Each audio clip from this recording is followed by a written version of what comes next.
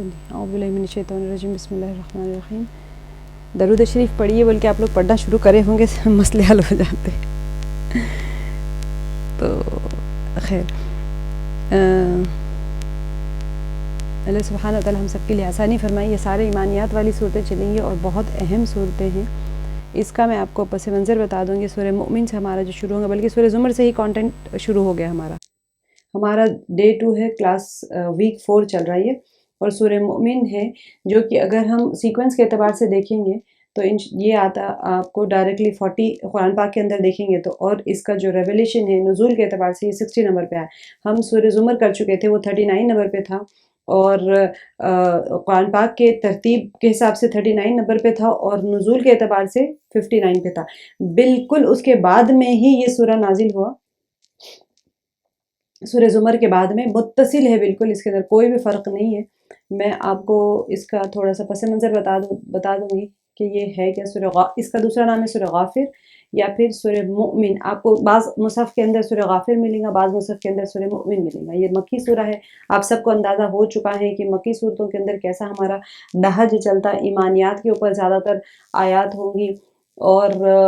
قرآن پاک کی حقانیت کے اوپر، نبی صلی اللہ علیہ وسلم کے رسالت کی ثبوت میں آیات آئیں گی، مر کے اٹھائے جانے کے ثبوت میں آئیں گی. تو بر کے اللہ تعالیٰ کی وحدانیت جن آیات کے ذریعے سے ثابت ہوتی ہیں، یا پھر جہاں یہ آپ کو انڈیکیشن ملتا ہے تخلیق کائنات کے بارے میں جو اللہ سبحانہ و تعالیٰ فرما رہے ہوتے ہیں، تو پھر اللہ تعالیٰ جب وحدانیت کی بات آئے گی تو شرک کے اوپر بھی سوال ضرور آئے گا. تو اس سورہ کے اندر اور آنے والی تمام صورتوں کے اندر اللہ سبحانہ و تعالیٰ ہم یعنی سوال کرتے ہیں ہر کسی سے، کیونکہ مکی سورہ ہے تو ظاہر سی بات ہے وہاں پر مشرکین مکہ تھے. نہ صرف مشرکین تھے بلکہ ہر وہ چیز کو جس کو اللہ تعالیٰ کے ساتھ میں شریک کر لیا گیا، چاہے وہ بت ہو، چاہے پتھر ہو، چاہے لکڑی ہو، چاہے ستارے ہو، آگ ہو، جس چیز کو اللہ کے ساتھ شریک کیا ہو. یہود اور نصارہ مکے میں نہیں ہوتے تھے، لیکن کیونکہ مکے والوں کا کمیونیکیشن ہوتا تھا، سفر کیا کرتے تھے. 13 سال کی زندگی بہت لمبی زندگی ہوتی ہے، تو اتنے ٹائم کے اندر آنا جانا ہوتا تھا. یہ مکے والے جا کے یہود سے سوال بھی کیا کرتے تھے، ان سے جوابات پوچھا کہ یہاں کراس کوسچننگ کرتے تھے. نصرانیوں تک بھی ان کی بات چلی گئی تھی، کیونکہ حبشہ کی ہجرت ہونی شروع ہو گئی تھی. تو حبشہ کے جو بادشاہ تھے، وہ نجاشی تھا، وہاں پر بھی نصرانی بہت زیادہ سپورٹ کر رہے تھے مسلمانوں کو. تو یہ بیک گراؤنڈ چل رہا تھا، پولیٹیکل بیک گراؤنڈ بھی تھا. اور یہ زمانہ کون سا تھا نزول کا؟ دیکھیے ابن عباس اور جابر ابن زید رضی اللہ عنہ کا بیان کیا ہے کہ یہ سورہ زمر کے بالکل متصل اٹیچ، اس کے فوراً بعد ہی نازل ہے. اور اس کا جو مقام ہے قرآن مجید کی موجودہ ترتیب کے حساب سے اور نزول کے اعتبار سے بھی یہ سیکوینس چلے گا. یہاں سے آپ دیکھیں گے پوری قرآن پاک میں یہی صورتیں ہیں سورہ احقاف تک، جو کہ پورے کا پورا سیٹ ہے سورہ زمر سے لے کے احقاف تک کی، ایک ساتھ ایک کے پیچھے ایک، نزول کے اعتبار سے بھی اور قرآن پاک کی ترتیب کے اعتبار سے بھی. باقی کہیں نہیں آپ کو اتنی صورتیں ملیں گی ایک ساتھ. یہی صورتوں کا ایک سیٹ ہے جو کہ ایک ساتھ آئیں گی، اور یہی صورتوں کے اندر آپ کو ایمانیات کی زبردست دلیلیں ہوں گی. اور صرف مشرکین کے لیے نہیں، مؤمنین کے لیے بھی ہے، کیونکہ وہ دور میں جب تھوڑا سا تکلیف بڑھ چکی تھی، تو اس دور میں مؤمنین کا بھی ایمان مضبوط کرنا تھا. اللہ سبحانہ و تعالیٰ کو ان کو ہجرت کے لیے تیار کرنا تھا، کیونکہ آگے جا کے ہجرت کرنی تھی ان کو. تو پھر وہ سوال بھی ایسے ہی ہوں گے جو مشرکین ان کے اوپر صبح شام ان کے اوپر کرتے تھے. وہ سارے سوالات کے جوابات بھی اللہ تعالیٰ دے رہے، اور خود اللہ تعالیٰ سوالات کر رہے ہیں. منطقی سوال ہوگا، منطقی جواب پوچھیں گے اللہ تعالیٰ، عقلی دلیلیں پوچھیں گے، عقلی دلیل دیں. خود سوال فرماتے ہیں اللہ تعالیٰ، پھر جواب بھی اس کا فرماتے ہیں. پھر نقلی دلیل کا سوال کریں گے، پھر اس کا جواب بھی فرمائیں گے. پھر منطقی دلیل جو کہ ہم لاجیکل ہوتا ہے نا، دماغ استعمال کرو، یا پھر کوئی لکھا ہو تو لے کے آؤ، یا پھر منطق استعمال کرو، لاجیکلی سوچو کہ یہ پاسبل ہے کیا. تو یہ عقلی دلیل، نقلی دلیل، منطقی دلیلوں کے ساتھ ساتھ جوابیں بھی چلی آ رہی. پھر مومنین کو تسلیاں ہوں گی، مشرکین کے لیے عذاب کی تاب کے ان کو ڈرایا بھی جا رہا ہوگا. ایک بہت ہی زبردست انداز میں اللہ سبحانہ و تعالیٰ احکامات کو جاری فرماتے. اب کون سے حالات میں سورہ نازل ہوئی، یہ اس کی طرف اگر ہم دیکھیں تو اس میں صاف صاف اشارہ ہے کہ اس کا مضمون میں، یہ آپ دیکھیں گے سورہ کے مضمون میں آپ کو پتہ چل جائے گا کہ کفار مکہ جو تھے وہ اس وقت نبی صلی اللہ علیہ وسلم کے خلاف 2 طرح کی کاروائیاں کر رہے تھے. ٹھیک ہے، ایک پہلی کیا تھی کہ ہر طرف وہ جھگڑے اور کیا کرتے تھے، ایک بے چینی چھیڑ چکے تھے. اور الگ الگ الٹے سیدھے سوالات اٹھا کر اور روزانہ نئے نئے الزام لگا کر قرآن کی تعلیم اور اسلام کی دعوت اور خود نبی صلی اللہ علیہ وسلم کے بارے میں اتنے شبہات اور وسوسے لوگوں کے دلوں میں پیدا کر دیتے تھے کہ ان کو صاف کرتے کرتے آخرکار حضور صلی اللہ علیہ وسلم اور اہل ایمان زچ ہو جائیں. ان کا منصوبہ یہ ہوتا تھا کہ ہم یہ کر دیں. اتنی باتیں پھیلا دیتے تھے، اتنی باتیں کہ لوگ، ہوتا ہے نا عموماً کچے دماغ کا جو حاجی لوگ آتے تھے وہاں پر، ان کے پہلے یعنی افسرا کر دو باتیں، رومرز جسے ہم کہتے ہیں. اب دوسرا کیا تھا، آپ صلی اللہ علیہ وسلم کو قتل کر دینے کے لیے زمین ہموار کی جائے، یعنی کہ قتل کرنے کے لیے لوگوں کا ذہن بنایا جائے. ہوتا ہے نا کوئی بڑا منصوبہ کرنا ہو تو پیچھے سے اس کے پیچھے محنت کی جاتی ہے. تو اس غرض کے لیے وہ کیا کرتے تھے، آپس میں بیٹھ کے سازشیں کرتے تھے. اور ایک مرتبہ تو عملاً انہوں نے اس کا ایک قدم بھی اٹھا لیا تھا. بخاری شریف میں حضرت عبداللہ ابن عمر بن عاص کی روایت ہے کہ ایک روز نبی کریم صلی اللہ علیہ وسلم حرم شریف میں نماز پڑھ رہے تھے. اب کیا ہوا، اچانک عقبہ بن ابی معیط آگے بڑھا اور کیا کیا، اس نے آپ صلی اللہ علیہ وسلم گردن پر کپڑا ڈال کر اسے بل دینا شروع کر دیا تاکہ گلا گھونٹ کر آپ صلی اللہ علیہ وسلم کو مار ڈالے. مگر کیا ہوا، عین وقت میں حضرت ابوبکر صدیق وہاں پر رضی اللہ عنہ وہاں پر پہنچ گئے اور انہوں نے دھکا دے کر اسے ہٹا دیا. حضرت عبداللہ کا بیان ہے کہ جس وقت ابوبکر صدیق رضی اللہ عنہ ظالم سے کشمکش کر رہے تھے، اس وقت ان کی زبان پر یہ الفاظ جاری تھے، کہ جس کا ترجمہ ہے کہ کیا تم ایک شخص کو صرف اس قصور میں مارے ڈالتے ہو کہ وہ کہتا ہے کہ میرا رب ایک ہے؟ اتقتلون رجلا ان یقول ربی اللہ. کیوں تم کیا، حالانکہ اس سے پہلے اتنے زیادہ آپ صلی اللہ علیہ وسلم کا رعب تھا، مرتبہ تھا. اب تھوڑے اختلاف کے ساتھ کیا ہوا یہ واقعہ، سیرت کی کتابوں میں آپ کو ابن ہشام میں بھی تھوڑا تھوڑا فرق کے ساتھ میں، لیکن ان لوگوں نے یہ ساری چیزیں منصوبے شروع کر دیے تھے. اب دیکھیے اس کے اندر جو موضوع چلے گا، اس کے اندر جو مباحث چلیں گے وہ کیا ہے کہ یہ دونوں صورتحال کو دیکھتے ہوئے کیا ہوا تھا، یہ سورہ شروع ہوگا ایسے ہی، انہی کو ظاہر کرتے ہوئے سورہ شروع ہوگا، پھر آگے کی پوری تقریر انہی دونوں پر انتہائی مؤثر اور سبق آموز تبصرہ ہوگا. دونوں کیا تھی، ایک تو آپ صلی اللہ علیہ وسلم کو بدنام کرنے کی پوری کوششیں کی جا رہی تھی، دوسرا قتل کرنے کا پلیٹ فارم تیار کیا جا رہا تھا. پورے کا پورا سورہ ایسے ہی جائے گا. اس کے اندر قتل کی سازشوں کے جواب میں مومن آل فرعون کا قصہ یہاں پر سنایا گیا ہے، آیت نمبر 23 سے لے کے 55 تک. اور اس قصے کے ایک اس قصے کو بیان کرنے میں 3 گروہوں کے 3 مختلف سبق، ان کو 3 سبق دیے گئے، 3 گروپس تھے. اللہ تعالیٰ نے 23 سے لے کے 55 تک ایک بہت بڑی تقریر ہے اس کے اندر سورہ مومن کی، یعنی ایک بندہ مومن جو موسیٰ علیہ السلام کے زمانے کا تھا، ٹھیک ہے، وہ آل فرعون کے دربار میں کھڑے رہ کے اتنی زبردست تقریر دیں گے، اتنی آپ دیکھیں گے ایمانی تقریر ایسی زبردست کہ وہ کہیں اور پھر آپ کو ایسی تقریر نہیں ملے گی قرآن پاک میں، صرف یہی ایک تقریر ہے. اس کے اندر اللہ سبحانہ وتعالیٰ نے 3 گروہوں کی 3 مختلف ان کو سبق دیے. یہاں پر پہلا کیا تھا، کفار کو بتایا گیا کہ جو تم محمد صلی اللہ علیہ وسلم کے ساتھ کرنا چاہتے ہو، یہی کچھ اپنی طاقت کے بھروسے پر فرعون حضرت موسیٰ علیہ السلام کے ساتھ میں کرنا چاہتا تھا. ٹھیک ہے، ابھی کیا ہوا، یہ جو حرکتیں کر کے تم بھی اسی انجام سے دوچار ہو جاؤ گے جس طرح سے وہ دوچار ہوا، جو انجام فرعون کا ہوا تمہارا بھی یہی ہوگا، کیونکہ فرعون نے بھی یہی منصوبے باندھے تھے. دوسری گروہ اور دوسری نصیحت، محمد صلی اللہ علیہ وسلم اور آپ صلی اللہ علیہ وسلم کے پیرووں کو سبق دیا، یعنی جو فالوورز تھے ان کو کیا سبق دیا کہ یہ ظالم چاہے دیکھنے میں بظاہر کتنے ہی طاقتور کیوں نہ ہو، کتنے ہی پاورفل کیوں نہ ہو، ان کے مقابلے میں تم چاہے کتنے ہی کمزور اور بے بس ہو، مگر تمہیں یقین رکھنا چاہیے کہ اللہ کے دین کا بول بالا کرنے کے لیے تم کام کر رہے ہو. اس کی طاقت ہر دوسری طاقت پر بھاری ہے. یہ صرف اس دور کے لوگوں کے لیے نہیں ہے، ہر دور کے مؤمن کے لیے. اللہ سبحانہ وتعالیٰ کی طاقت ہر باطل کے مقابلے میں. آپ کو میں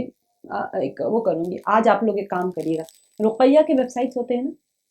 جہاں پر حاضری ہو جاتی ہیں، بہت ملیں گے آپ کو، اگر تھوڑا سا جا کے یوٹیوب پہ ڈھونڈیں گے نا تو رقیہ چلتی رہتی ہیں اور پیچھے بہت سارے گروپ میں بیٹھے ہوتے ہیں، حاضری آ رہی ہوتی ہیں، دبئی میں بہت جگہ پر سینٹرز ہیں اس کے، آپ یو ایس یو کے کہیں بھی چلے جائیں، بہت سارے ویڈیوز آپ نے بھی دیکھا ہوگا، صرف وہ بیٹھ کے وہاں پر پڑھ رہے ہوتے ہیں اور حاضری ہو جاتی ہیں، وہ بالکل حاضر ہو جاتا ہے جن، اور اس سرکشی میں آتے. آپ ان آیات کے اوپر غور کریں، ڈریے گا نہیں اس کو دیکھ کے کہ یہ اس طرح ہو گیا باجی ہمیں ڈر لگ رہا تھا، نہیں، آیات کے اوپر غور کریے، آیات سنیے گا. آپ کو اندازہ ہوگا کہ باطل جتنی باطل ہوتی ہیں طاقتیں شیاطین کے جنات کے سرکش شیاطین ہو سرکش جنات ہو یا پھر جس قسم کے بھی باطل ہوتا ہے نا یہ کس چیز سے ان کو مار پڑتی ہے آپ کو اندازہ ہوگا اللہ سبحانہ و تعالیٰ کی آپ منزل پڑھتے ہوں گے آپ میں سے بہت سارے لوگ اب غور کریے گا ان آیات کے ترجمے کے اوپر غور کریے گا جا کے آیات کو دوبارہ پڑھیے سورہ صافات ہماری ہو چکی ہیں سورہ صافات کی اس میں آیات ہے بہت ساری صورتیں ہماری ہو چکی ہیں جس کی اس میں آیات ہے آپ جا کے ان آیات کے اوپر غور کریے گا کہ اس کے اندر کہیں بھی لکھا ہوا نہیں ہے کہ شیاطین کا ایسا ہو جائے گا جنات کو یہ ہوگا کچھ نہیں اس میں صرف اور صرف اللہ سبحانہ و تعالیٰ کے پاور کے بارے میں جب اللہ تعالیٰ کا پاور کے بارے میں آتا ہے ان لوگوں کو بڑی تکلیف یہ شیاطین اور جنات اور مخلوق ایسی جو ہوتی ہے نا ان کے لیے اس کے اندر بڑی زبردست وارننگز ہوتی ہے کہ تم خبردار ہو جاؤ اللہ تعالیٰ زمین اور آسمان کا پیدا کرنے والا تمہارا بھی یہی حشر ہوگا تم جہنم کی سزائیں جب سنائی جاتی ہیں نا ان کی وہاں پر حالت بری ہو جاتی ہے تو یہ یقین جو ہے نا اصل میں یہ یقین بنانا ہے ہمیں ان صورتوں کے اندر یہ صورتوں کے ذریعے سے انسان کا یقین اتنا مضبوط ہو جائے کہ جو کچھ کرنے والی ذات ہے اللہ سبحانہ و تعالیٰ کی اس کے علاوہ کسی کے اندر کوئی طاقت اور قوت نہیں ہے دیکھیے جو اگر آپ بام ہوتا ہے نا بام آپ نے دیکھا ہوگا بام پھینکتے ہوئے کسی کو ابھی بھی چل رہی ہیں فلسطین میں آپ جان دیکھیے پہلے زمانے کا مجھے تو آج کل کا پتہ بھی نہیں اس کے اوپر ایک لاک ہوتا ہے وہ نکال کے پھینکتے ہیں تبھی جا کے وہ بلاسٹ ہوتا ہے جب تک ورنہ تو پھر وہ بال بنا رہتا ہے اس کے ساتھ تو کوئی بھی کھیل سکتا ہے سامنے ایک پن ہوتا ہے اس کو کھینچ دیتے ہیں کھینچ کے جب پھینکتے ہیں تو پھر وہ بم پھٹتا ہے ورنہ نہیں پھٹتا یعنی کہ اگر آپ یہ لے لیں کارٹریج کہتے ہیں نا جو بندوق میں ڈالتے ہیں ٹھیک ہے ہم تو آپ سمجھ لیں کارتوس سمجھ لیں اردو میں بندوق میں ڈالنے والی جو گولی رہتی ہے آپ چاہے بڑی لیں چھوٹی لیں کچھ بھی لیں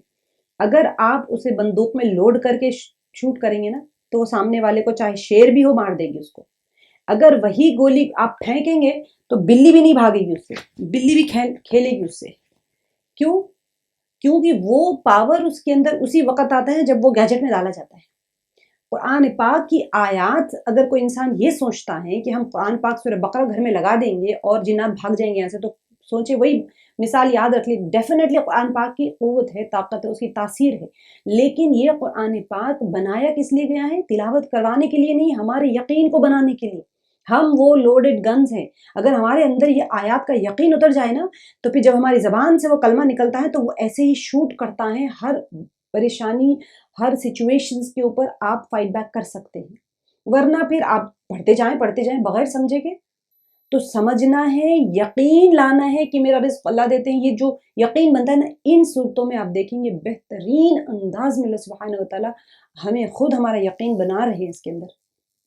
ہر آیت کو آپ پڑھیں غور سے پڑھیں سمجھ کے پڑھیں اور جب میں اس کو بار بار سمجھانے کی کوشش اسی لیے کر رہی ہوں آپ لوگوں کو کہ یہ بات کو سمجھ لیں آپ لوگ یہ کیوں اتنا اہم ہے ہمارے لیے آیات کو سمجھنا تاکہ ہمارا یقین بن جائے باطل کے اوپر سے باطل کا خوف کب آتا ہے انسان کو جب اللہ کا خوف نہیں ہوتا یا پھر اللہ کی معرفت ہی نہیں ہوتی آپ پہچانتے ہیں اللہ کے پاور کو تو پھر ہر دوسری چھوٹی بڑی چیز سے ڈرتے ہیں آپ کو پتہ ہے کہ میرے پاس گن ہے اور میں ایک پروٹیکٹڈ گھر میں ہوں یہاں کوئی جیسے آپ دیکھتے ہیں جراسک پارک کے اندر وان میں جاتا ہے پورا جالی والی لگی ہوتی ہے پھر وہ پارک میں آپ جالی میں ہوتے ہیں جانور کھلے ہوتے ہیں بہت سارے پارکس ہوتے ہیں جہاں پر ابھی بھی سفاری پارک وغیرہ میں جانور کھلے ہیں آپ پنجرے میں جا رہے ہیں لیکن آپ کو اتنا کانفیڈنس ہوتا ہے کہ میرے ساتھ جو گارڈز کے پاس گن ہے اور یہ گاڑی بہت سیف ہے آپ کو پتہ ہوتا ہے تبھی آپ جا رہے ہوتے ہیں تو یہ چیز اتنا کانفیڈنٹلی وہ انجوائے کرنے گیا وہاں سفاری پارک کو شیر کو دیکھ کے بھی وہ نہیں ڈرتا کہ اس کو پتہ ہے کہ میں سیف ہوں تو یہ چیز کیوں نہیں ڈر رہا ہے کیونکہ آپ کے اندر یقین ہے کہ میں سیف ہوں وہ یقین بہت ضروری ہے قرآن پاک کے پڑھنے کے بعد میں نمازوں کے پڑھنے کے بعد میں آپ کا ایمان لانے کے بعد میں سے لے کے ہر عمل کے ساتھ میں اگر آپ کے اندر یقین نہیں بن رہا ہے تو پھر آپ کو ہر ہوا تیز چلنے والی ہوا بھی آپ کو ڈرائے گی ہر گھر میں سے اگر تھوڑی سی کچھ کیلا نظر آ گیا کچھ نظر آ گیا پتہ نہیں کس نے کیا ڈال دیا کس نے کیا کروا دیا اس سے کیا ہوگا یقین آپ کو اللہ کی ذات مبارکہ سے کم ہو جائے گا غیر اللہ کی طرف زیادہ چلے جائے گا ہر غیر کا خوف جو اللہ کے علاوہ ہے آپ دیکھیں گے آج کی آیات میں کتنی سخت آیات ہے کہ ہر غیر کا خوف اللہ کے علاوہ ہر غیر کا خوف اس کو شرک کی طرف لے جا رہا ہے کیونکہ وہ اللہ سے ڈرنا چاہیے وہ غیر سے ڈر رہا ہے اللہ سے مانگنا چاہیے وہ غیر سے مانگ رہے ہیں تو یہ ساری چیزیں اس کے ایمان کے ساتھ داو پیچ ہو رہی ہیں تو یہاں پر اس سورے میں یہ تین گروہوں کو تین بار ایک تو قتل کے منصوبے بنانے والوں کو بتا دیا گیا دوسری چیز نبی صلی اللہ علیہ وسلم اور آپ صلی اللہ علیہ وسلم کے پیروکاروں کو سبق دیا گیا ہے کہ یہ ظالم بظاہر کتنی بھی پاورفل کیوں نہ ہو آپ کتنی ہی کمزور کیوں نہ ہو لیکن آپ ہی غالب آنے والے ہو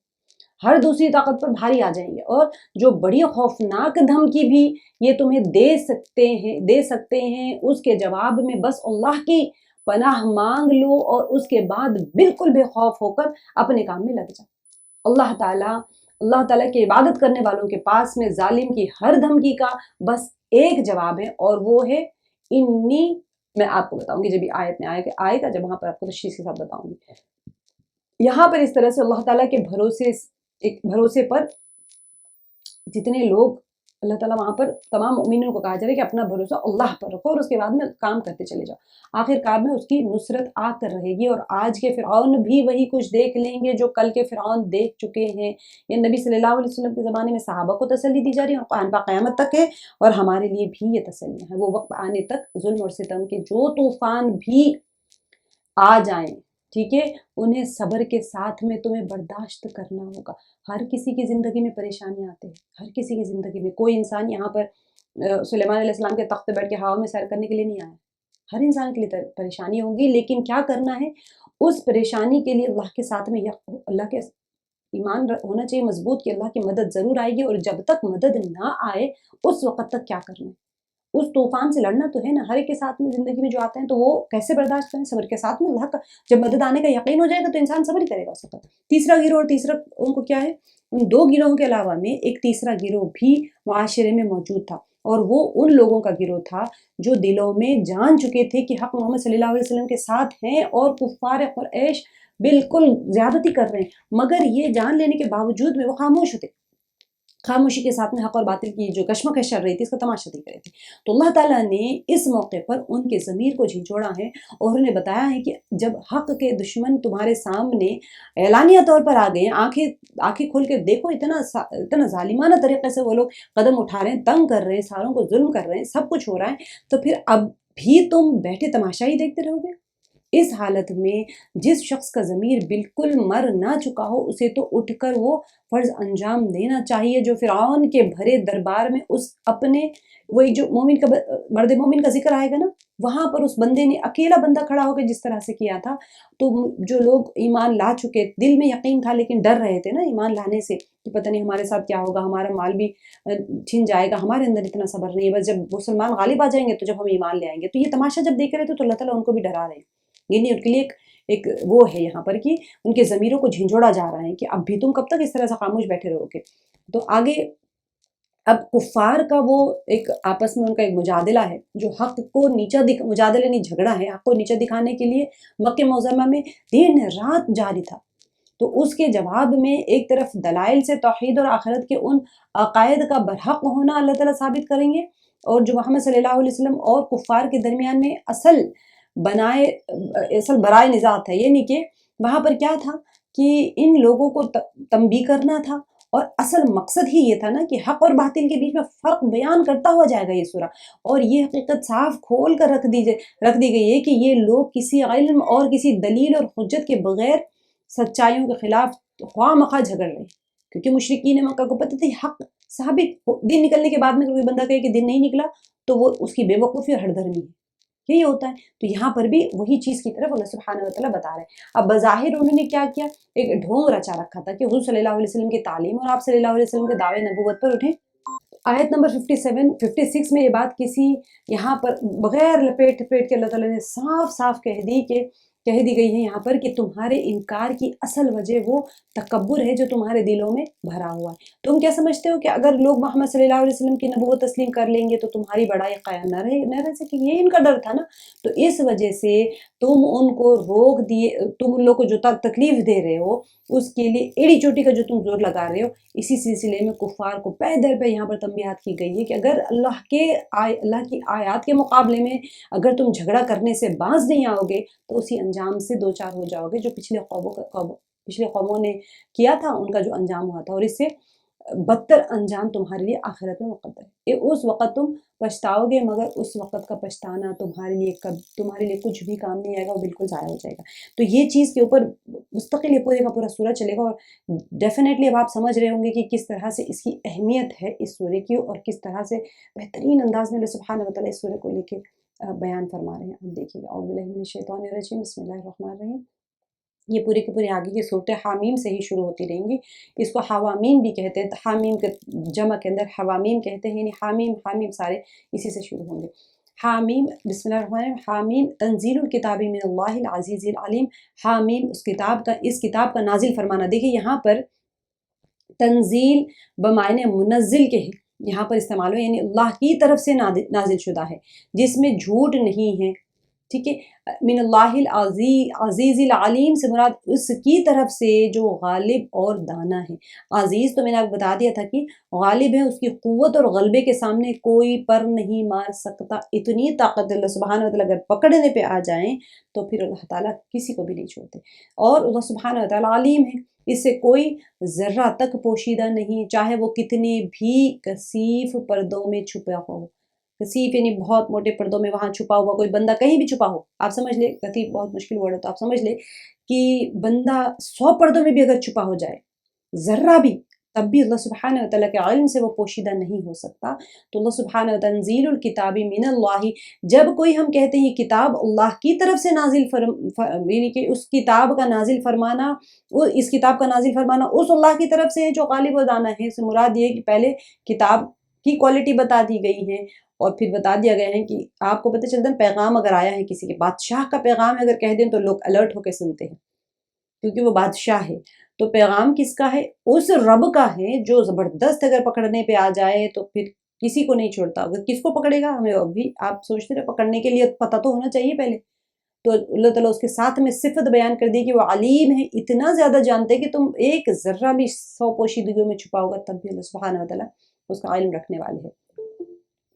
آگے پھر میں غافر الذنب، یہ اللہ سبحانہ وتعالیٰ کی کوالٹیز بیان کی جا رہی ہیں. غافر الذنب وقابل التوب شدید العقاب ذی الطول. اس کی بہت بیوٹیفلی تفصیل جب ہم ڈیٹیل میں کریں گے تو ایک ایک کا میں آپ کو ڈیٹیل میں سمجھاؤں گی. ابھی میں آپ کو بالکل تھوڑے اس میں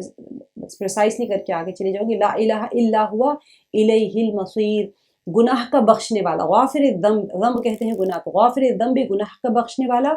اور وقابل التوب اور توبہ قبول فرمانے والا،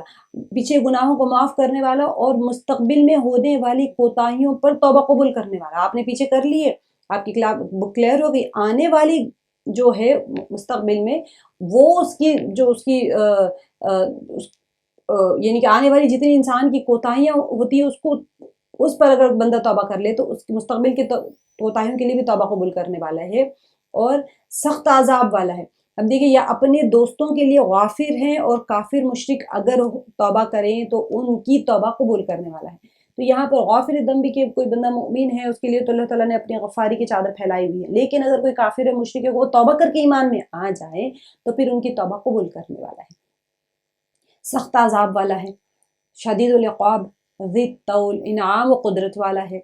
اب یہاں پر ان کے لیے جو آخرت پر دنیا کو ترجیح دے، یہاں پر سخت عذاب والا ہے کس کے لیے؟ ہر کسی کے لیے عذاب والے نہیں ہے. ان کے لیے جو آخرت پر دنیا کو ترجیح دے،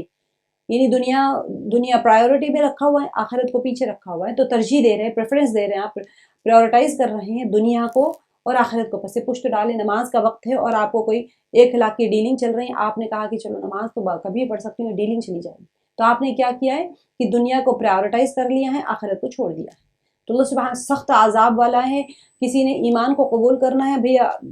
چلو پتہ نہیں ایمان صحیح ہے نہیں ہے، وہ کفر کے اوپر چلا جا رہا ہے، تو آخرت پر دنیا کو ترجیح دے اور کیا کرے؟ طغیان کا راستہ اختیار کریں. یہ اللہ کے اس قول کی طرح ہی ہے. یہاں پہ جو بتایا ہے کہ میرے بندوں کو بتلا دو کہ میں غفور اور رحیم ہوں اور میرا عذاب بھی نہایت دردناک ہے. تو قرآن میں اکثر جگہ یہ دونوں وصف ساتھ ساتھ آئیں، غفور بھی ہے اور اللہ کا عذاب بھی سخت ہے. ٹھیک ہے، تاکہ انسان خوف اور ایک رجا کے درمیان میں رہے. خوف اور رجا کیا ہوتی ہے؟ اتنا نہ ڈر جائے انسان اللہ سے کہ بس وہ محض خوف ہی خوف انسان کو رحمت اور مغفرت الہی سے مایوس کر سکتا ہے. ہمیشہ ڈر رہا ہے تو پتہ نہیں میرا کیا ہوگا، میری تو معافی نہیں ہوگی. اور انسان رجا امید اتنی نہ ہو جائے کہ دلیر ہو جائے کہ بھئی اللہ تو مجھے معافی کرنے والا، اللہ تو غفور الرحیم ہے، کہ شراب بھی پی جا رہا ہے، گناہ بھی کیے جا رہے ہیں، جو کرنا ہے کر رہے ہیں، گناہ پہ گناہ، اور کہہ رہے ہیں کہ اللہ غفور الرحیم، اللہ معاف کر دیں گے، مطلب بہت غفار ہے. تو یہ دونوں دھوکوں میں انسان نہ آئے. انعام اور قدرت والا ہے. تو اللہ سبحانہ وتعالیٰ شدید العقاب ذی الطول. لا الہ الا ہوا، جس کے سوا کوئی معبود نہیں۔ یہ ساری کی ساری اللہ تعالیٰ کی کوالٹیز اس لیے طولن کے معنی ہے فراقی اور تونگری کی، یعنی کہ وہی فراقی اور تونگری عطا کرنے والا ہے، آپ کو فراقی بھی وہی دینے والا ہے، آپ کو ہر طریقے سے آسانیاں بھی کرنے والا ہے۔ بعض لوگ کہتے ہیں کہ اس کے معنی ہے انعام اور تفضل، یعنی کہ اپنے بندوں پر انعام اور فضل کرنے والا ہے۔ طول کے معنی یہاں پر ذی طول جو آیا ہے، شدید العقاب ذی طول، لا الہ الا ہوا الیہ المصیر، اور اس کی طرف جس کے سوا کوئی معبود نہیں، اس کی طرف واپس لوٹنا۔ اللہ سبحانہ و تعالیٰ کی ساری کوالٹیز بیان کرنے کے بعد میں بتایا جا رہا ہے کہ وہی تو معبود ہے تمہارا، اسی کی طرف تو تمہیں لوٹ کر جانا ہے۔ ما یجادل فی آیات اللہ الا الذین کفروا فلا یغررک تقلبہم فی البلاد، اللہ تعالیٰ کی آیتوں میں وہی لوگ جھگڑا کرتے ہیں، ما یجادلو نہیں جھگڑا کرتے ہیں فی آیات اللہ، اللہ تعالیٰ کی آیت میں، مگر الذین کفروا، یعنی کہ اب نہیں کے ساتھ میں جب کوئی جملہ شروع ہوتا ہے تو وہ بہت سٹرونگ ہو جاتے ہیں عربس کے نزدیک میں۔ ہم اگر اس کو مثبت جملے میں لیں گے تو اللہ تعالیٰ کی آیتوں میں وہی لوگ جھگڑتے ہیں جو کافر ہیں، الا الذین کفروا فلا یغررک، بس ان لوگوں کو شہروں میں چلنا پھرنا آپ کو یغرور کا یعنی فلا یغرور کا آپ کو دھوکے میں نہ ڈال دے، تقلبہم فی البلاد ان لوگوں کا شہروں میں چلنا پھرنا، یعنی کہ کیا ہوتا ہے یہ کافر اور مشرک جو تجارت کرتے ہیں اس کے لیے مختلف شہروں میں آتے جاتے رہتے ہیں اور کثیر منافع حاصل کرتے ہیں، یہ اپنے کفر کی وجہ سے جلدی ہی مواخذہ الہی میں آ جائیں گے، یہ مہلت ضرور دیے جا رہے ہیں لیکن انہیں محمل نہیں چھوڑا جائے گا۔ آپ لوگ بھی یہ سوچتے ہیں کہ ایک بندہ گناہ پہ گناہ کیے جا رہے ہیں لیکن وہ مست ہے آرام سے ہر نعمتوں میں، آپ ہماری نظر میں تو آپ دیکھیں گے آگے کی صورتوں میں نعمت کسی کہتے ہیں اللہ سبحانہ و تعالیٰ، جو نعمت دیے گئے ہیں وہ کون بندے ہیں؟ یہاں تو لوگوں ہماری نظر سے ہم یہ سوچتے ہیں کہ جس کے پاس ساری آسائشیں ہیں، مال ہے، اولاد ہے، آسائشیں ہیں، تو وہ نعمت والا ہے۔ تو اب مشرکین مکہ بڑے آسائش میں تھے اور نبی صلی اللہ علیہ وسلم کے جتنے صحابی تھے وہ پریشان ہو رہے حالانکہ ایمان لے آئے، تو اللہ سبحانہ و تعالیٰ یہاں پر فرمائے فلا یغررک تقلبہم فی البلاد، ان کا شہروں میں گھومنا پھرنا آپ کو دھوکے میں نہ ڈال دے کیونکہ ان کو ان قریب عذاب پکڑ لے گا۔ کذبت قبلہم قوم نوح، اب یہاں پر مثال دی جا رہی ہے، قوم نوح نے اور ان کے بعد کے گروہوں نے بھی جھٹلایا تھا۔ کذبت قبلہم قوم نوح والاحزاب، احزاب کا میں آپ کو بتاؤں گی کن کن قوموں کو قوم احزاب کہا گیا ہے، من بعدہم ان کے بعد میں، کیسے؟ وَهَمَّتْ كُلُّ أُمَّةٍ بِرَسُولِهِمْ لِيَأْخُذُوهُ وَجَادَلُوا بِالْبَاطِلِ، کیوں کیا؟ اور ہر امت نے اپنے رسول کو گرفتار کر لینے کا ارادہ کیا اور باطل کے ذریعے، وَجَادَلُوا بِالْبَاطِلِ لِيُدْحِضُوا بِهِ الْحَقَّ فَأَخَذْتُهُمْ، اب کیا ہوا؟ اور باطل کے ذریعے کج بختیاں کی، یعنی کہ کج بحثیاں کی، کج بحثیاں یعنی کہ بحث کرتے رہتے تھے ان کے ساتھ میں تاکہ ان سے حق کو بگاڑ دے، کیوں کر لیُدْحِضُوا بِهِ الْحَقَّ، حق کو بگاڑ دے، تو کیا ہوا؟ فَأَخَذْتُهُمْ، تو ہم نے ان کو یعنی میں نے ان کو پکڑ لیا، اخذت میں نے، فَأَخَذْتُهُمْ میں نے ان کو پکڑ لیا، فَكَيْفَ كَانَ عِقَابِ، تو میری طرف سے کیسی سزا ہوئی۔ یہاں پر کیا ہوا تھا، جو انبیاء ہے یہاں پر جو آیا ہے کہ یہ لوگ کیوں گرفتار کر لینے کا ارادہ کرتے تھے، یعنی کہ نبی کو جتنے بھی تھے ان کو کیوں گرفتار، تاکہ ان کو قید کر کے ان کو قتل کر دیں یا سزا دیں۔ آپ نے پیچھے ہم جب انبیاء کا کر رہے تھے قصص الانبیاء میں، تو آپ نے دیکھا تھا 2-3 انبیاء کے واقعات میں آپ نے دیکھا تھا کہ انبیاء کو قتل کرنا ان کا پرانا شیوا تھا، یہ چاہتے ہی تھے کہ جو دعوت دیں تو بس ان کو پکڑو اور قتل کر دو، بھائی آپ اپنی دعوت کو روک دے ورنہ آپ کو قتل کر دیں گے۔ تو یہ کیوں؟ نبی صلی اللہ علیہ وسلم کو بھی یہ لوگ قتل کے ارادے اور منصوبے بنا رہے تھے، تو ایسے نہیں ہوا کہ پہلے قوموں نے نہیں کیا، انہوں نے بھی کیا، اپنے رسولوں سے انہوں نے جھگڑا کیا، جس سے مقصود کیا تھا؟ حق بات میں کیڑا نکالنا اور اسے کمزور کرنا۔ جب کوئی انسان حق کی دعوت دیتا ہے تو اس کے لیے دشمنان کھڑے ہو جاتے ہیں اور اس کی طرف امڑ پڑتے ہیں اس طرح تاکہ اس کی حق بات کو روک سکے۔ اب کیا ہوا اس کے بعد میں؟ وہ ان کو اللہ سبحانہ وتعالیٰ نے ان کو پکڑ لیا، اللہ تعالیٰ اپنی سزا کے بارے میں بتا رہے ہیں کہ فَكَيْفَ كَانَ عِقَابِ فَأَخَذْتُهُمْ فَكَيْفَ كَانَ عِقَابِ، بس میں نے ان کو پکڑ لیا سو میری طرف سے کیسی سزا ہوئی۔ اب کیا ہوا؟ یہ سارے قتل کے منصوبے بنائیں گے، تنگ کریں گے، حق بات کو گرانے کی کوشش کریں گے، تو پھر ان حامیان جو باطل کے طرفدار تھے ان کو اللہ تعالیٰ نے اپنے عذاب کی گرفت میں لے لیا۔ تم دیکھ لو ان کے حق میں میرا عذاب کس طرح آیا اور کیسے انہیں بالکل حرف غلط کی طرح مٹا دیا گیا یا انہیں نشان عبرت بنا دیا گیا. یہ تو بالکل ہی نیست و نابود ہو گئے، نشان ہی بچے ہی نہیں، کچھ اپنی وجود سے ہی ختم ہو گئے، یا پھر نشان عبرت بنا دیا. جیسے کہ کھنڈرات تھے قوم عاد کے، قوم ثمود کے. لوط علیہ السلام کی جگہ جو تھی وہ ڈیڈ سی بن گئی، تو یہ سارے کھنڈر نشان عبرت بنا کے چھوڑ دیا، پھر صفحہ ہستی سے مٹا دیا. اب کسی کو پتہ ہی نہیں کہ وہ کون تھے، کوئی قوم تھی بھی جو ختم ہو گئی. وَكَذَلِكَ حَقَّتْ كَلِمَةُ رَبِّكَ عَلَى الَّذِينَ كَفَرُوا وَأَنَّهُمْ أَصْحَابُ النَّارِ. اور اسی طرح آپ کے رب کا حکم کافروں پر ثابت ہو گیا کہ وہ دوزخی ہے. اب دیکھیے اس میں یہ آیت میں اس بات کا اظہار ہے کہ جس طرح پچھلی امتوں پر آپ کے رب کی طرف سے عذاب آیا تھا، اللہ تعالیٰ نے ان کو پکڑ لیا، اگر یہ اہل مکہ بھی تکذیب کریں گے، آپ کی مخالفت ان سے باز نہیں آئیں گے، تو ان کا بھی یہی حشر ہو جائے گا. کیونکہ پیچھے ان کا چلنے پھرنا جو بڑے آرام سے گھوم رہے پھر رہے، کوئی اللہ کا عذاب نہیں آ رہا، تو وہ بھی کہتے تھے کہ ہم حق پہ ہیں، اگر ہم غلط ہوتے تو اللہ کا عذاب نہ پکڑ لیتا ہمیں. تو اللہ تعالیٰ نے فرمایا کہ آپ ان کے چلنے پھرنے سے آپ نہ گھبرائیں. یہ لوگ جس طرح پچھلی قوموں کو ہم نے مہلت دی تھی، ان کو بھی مہلت دی جائے گی. اگر یہ نہیں سدھرے گی، نبی کو تنگ کریں گے، تو پھر ان کے ساتھ میں بھی وہی ہو جائے گا. كَذَلِكَ حَقَّتْ كَلِمَةُ رَبِّكَ عَلَى الَّذِينَ كَفَرُوا وَأَنَّهُمْ أَصْحَابُ النَّارِ الَّذِينَ يَحْمِلُونَ الْعَرْشَ. یہ بہت پیاری آیت ہے، بہت بہترین آیت ہے یہ آیت، اور آگے کی 3 آیات تک دیکھتے ہیں. الَّذِينَ يَحْمِلُونَ الْعَرْشَ وَمَنْ حَوْلَهُ يُسَبِّحُونَ بِحَمْدِ رَبِّهِمْ وَيُؤْمِنُونَ بِهِ وَيَسْتَغْفِرُونَ لِلَّذِينَ آمَنُوا. کتنی بڑی خوشخبری ہے. دیکھیے ترجمہ میں آپ کو بتا دوں. الذین یحملون، حملہ کہتے ہیں اٹھانے کو، تو عرش کے اٹھانے والے اور اس کے آس پاس کے فرشتے. ومن حولہ یعنی اس کے آس پاس کے فرشتے کیا کرتے ہیں؟ یسبحون بحمد ربہم، اپنے رب کی تسبیح حمد کے ساتھ ساتھ کرتے ہیں.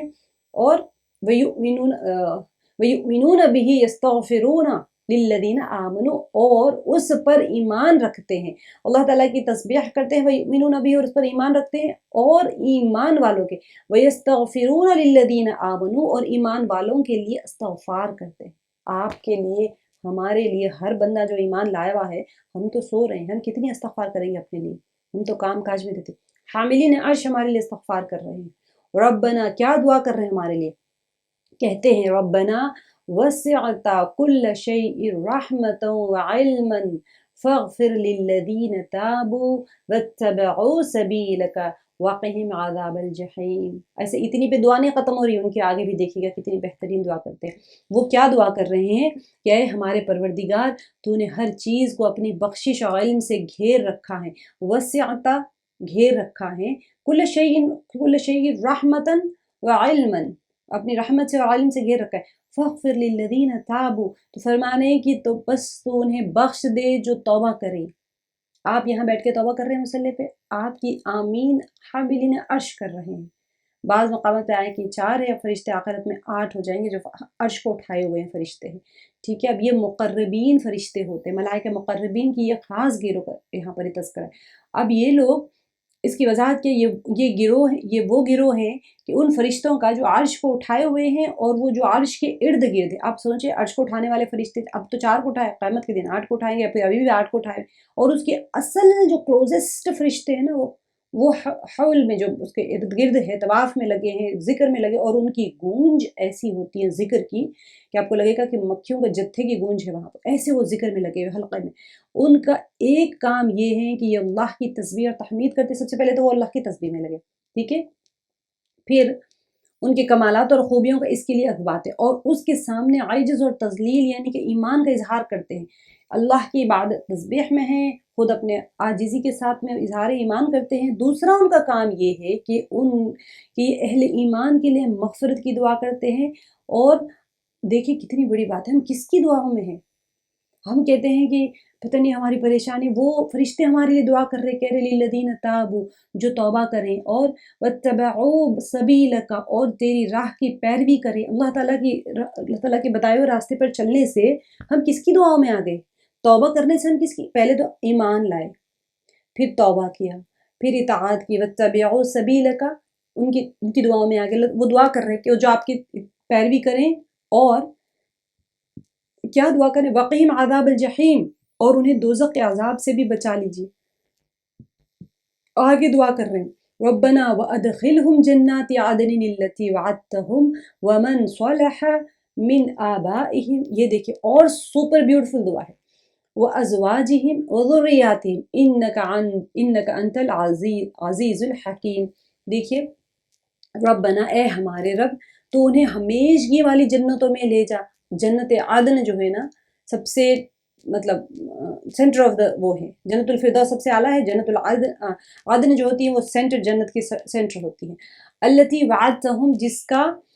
یعنی کہ جنتیوں میں لے جا جن کا تو نے ان سے وعدہ کیا ہے. التی وعدتہم ومن صلح من آبائہم. آپ کی نیکیاں آج آپ کے اولاد کے لیے ایک بینک اکاؤنٹ کھول رہی ہیں. اس کا یہاں پر پروف دیکھ لیجیے. ہم سوچتے ہیں نا ہم نے اتنا کیا ہمیں کیا ملا, ہمیں اتنا کیا ہمیں کیا ملا. اکثر لوگوں کا ایک ایج گزرتی رہتی ہیں, جوانی بھر سیکریفائسز دیتے ہیں, قربانیاں دیتے ہیں لوگوں کی خاطر, اللہ کی رضا کے لیے کرتے رہتے ہیں. فائنلی کچھ بھی نہیں ملتا ریٹرن میں. سب کی طرف سے کوئی نہ کوئی ایسے ریٹرنز ملتے ہیں جو آپ کا دل دکھ جاتا ہے. آپ سوچتے ہیں میں نے اتنی زندگی بھر اتنی نیکیاں کی, کیا ملا مجھے؟ بے شک ثواب تو ملتا ہے, لیکن کہیں نہ کہیں ہر انسان کے دل میں شیطان وسوسے یوسوس فی صدور, کیوں کہ تو وہ دل میں وسوسے ڈالتا ہے اس طرح کا. تو اللہ سبحانہ و تعالیٰ اس کی تسلی کے لیے فرما رہے ہیں کہ دیکھیں آپ خود کیا بن گئے, اپنی اولاد کے لیے اللہ کے پاس بینک اکاؤنٹ بن گئے. ان کے دیکھیں جن کا تو نے ان سے وعدہ کیا ہے, اور ان کے باپ داداؤں اور بیویوں اور اولاد میں سے بھی ان سب کو جو نیک عمل ہیں. بن آبائہم آپ اپنے آبا و اجداد ماں باپ کے لیے پیچھے ان کے باپ داداؤں آبا و اجداد کے آبائہم یعنی جنریشنز ابو یو,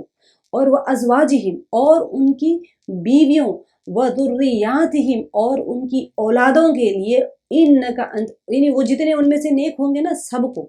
آپ ایک اکیلے میگنیٹ کی طرح اوپر نیچے دونوں کو لے کے جا رہے ہیں.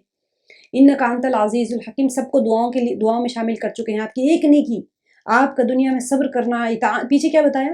3 کوالٹیز بتایا, ایمان لانا, توبہ کرنا, اللہ تعالیٰ کی اطاعت کرنا. اطاعت کو میں نے آپ کو بتا دیا پیچھے کی سورے میں ہم نے اطاعت کی ساری تفسیر پڑھ لی کہ اطاعت ہوتی کیا ہے.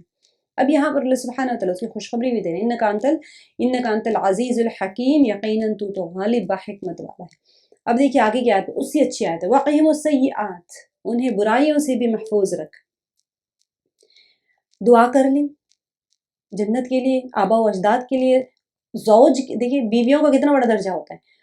ازواجہم اگر بیوی نیک ہے تو شوہر کے لیے, شوہر نیک ہے تو بیوی کے لیے, تو نیک بیوی کی خدمت شوہر کر لے اس کے لیے وہ دعا میں شامل ہو گیا. شوہر نیک ہے بیوی خدمت کرتی رہے تو وہ خود کچھ نہیں کیا, زیادہ ہمارے عمل نہیں ہے, شوہر بڑے نیک ہے, دونوں بھی اگر نہیں ہیں تو ایک دوسرے کو ہمت دلائیں, دونوں کے تہجدوں میں نمازیں پڑھیں, اللہ کی اطاعت کرے. اگر شوہر گناہ کی طرف جا رہے ہیں تو بیوی روکے, بیوی اگر غلط کام کر رہی تو شوہر رکے, کیونکہ دونوں ایک دوسرے کے ساتھی اور ساجی ہے, نیکی میں بھی اور گناہ میں بھی. بے شک یہاں نیکی میں تو فرشتوں کی دعاؤں میں آگے دیکھیں وقہم السیئات انہیں برائیوں سے بھی محفوظ رکھ. یعنی کہ سیئات سے کیا ہے یہاں پر مراد کیا ہے, عقوبات اللہ کی بڑے بڑے گناہ ہیں, اور یا پھر ایک یہاں پر یعنی کہ انہیں آخرت کی سزاؤں سے یا برائیوں کی جزا سے بچانا. وقہم سیئات سے انہیں برائیوں سے بھی محفوظ, لیکن صرف دنیا کی نہیں ہے. دنیا میں آپ جب توبہ کرتے ہیں, اطاعت کرتے ہیں اور نیکی کے کام میں لگے رہتے ہیں ایمان لانے کے بعد میں, تو فرشتوں کی دعاؤں سے آپ کبھی ایک برائی کا موقع آ جاتا ہے, آپ اس میں نہیں مبتلا ہوتے, اللہ تعالیٰ محفوظ کر لے, ہم کہتے ہیں اللہ نے بچا لیا مجھے. تو یہ فرشتوں کی دعا ہے. وقہم السیئات انہوں نے دعا کی ہے کہ انہیں برائیوں سے بھی محفوظ رکھ. ومن تق السیئات یومئذ فقد رحمتہ حق تو یہ ہے کہ اس دن تو نے جسے برائیوں سے بچا لیا اس پر تو نے رحمت کر دی. یہ برائی کون سی ہے؟ آخرت والی, آخرت کے عذاب سے بچ جانا اور جنت میں داخل ہو جانا یہی سب سے بڑی کامیابی. اس لیے کہ جنت ہی سب سے بڑی کامیابی, جیسے کوئی کامیابی ہے ہی نہیں, اور اس کے برابر کوئی نجات نہیں ہے. ٹھیک ہے, یہاں پر ان آیات میں اہل ایمان کے لیے 2 عظیم خوشخبریاں. ایک تو یہ کہ فرشتے ان کے لیے غائبانہ دعا کرتے ہیں جس کی حدیث میں بھی فضیلت وارد ہوئی, اور دوسری یہ ہے کہ اہل ایمان کے خاندان جنت میں اکٹھے ہو جائیں گے. وَجَعَلْنَا اللَّهُ مِنَ الَّذِينَ يُلْحِقُهُمُ اللَّهُ بِآبَائِهِمُ الصَّالِحِينَ.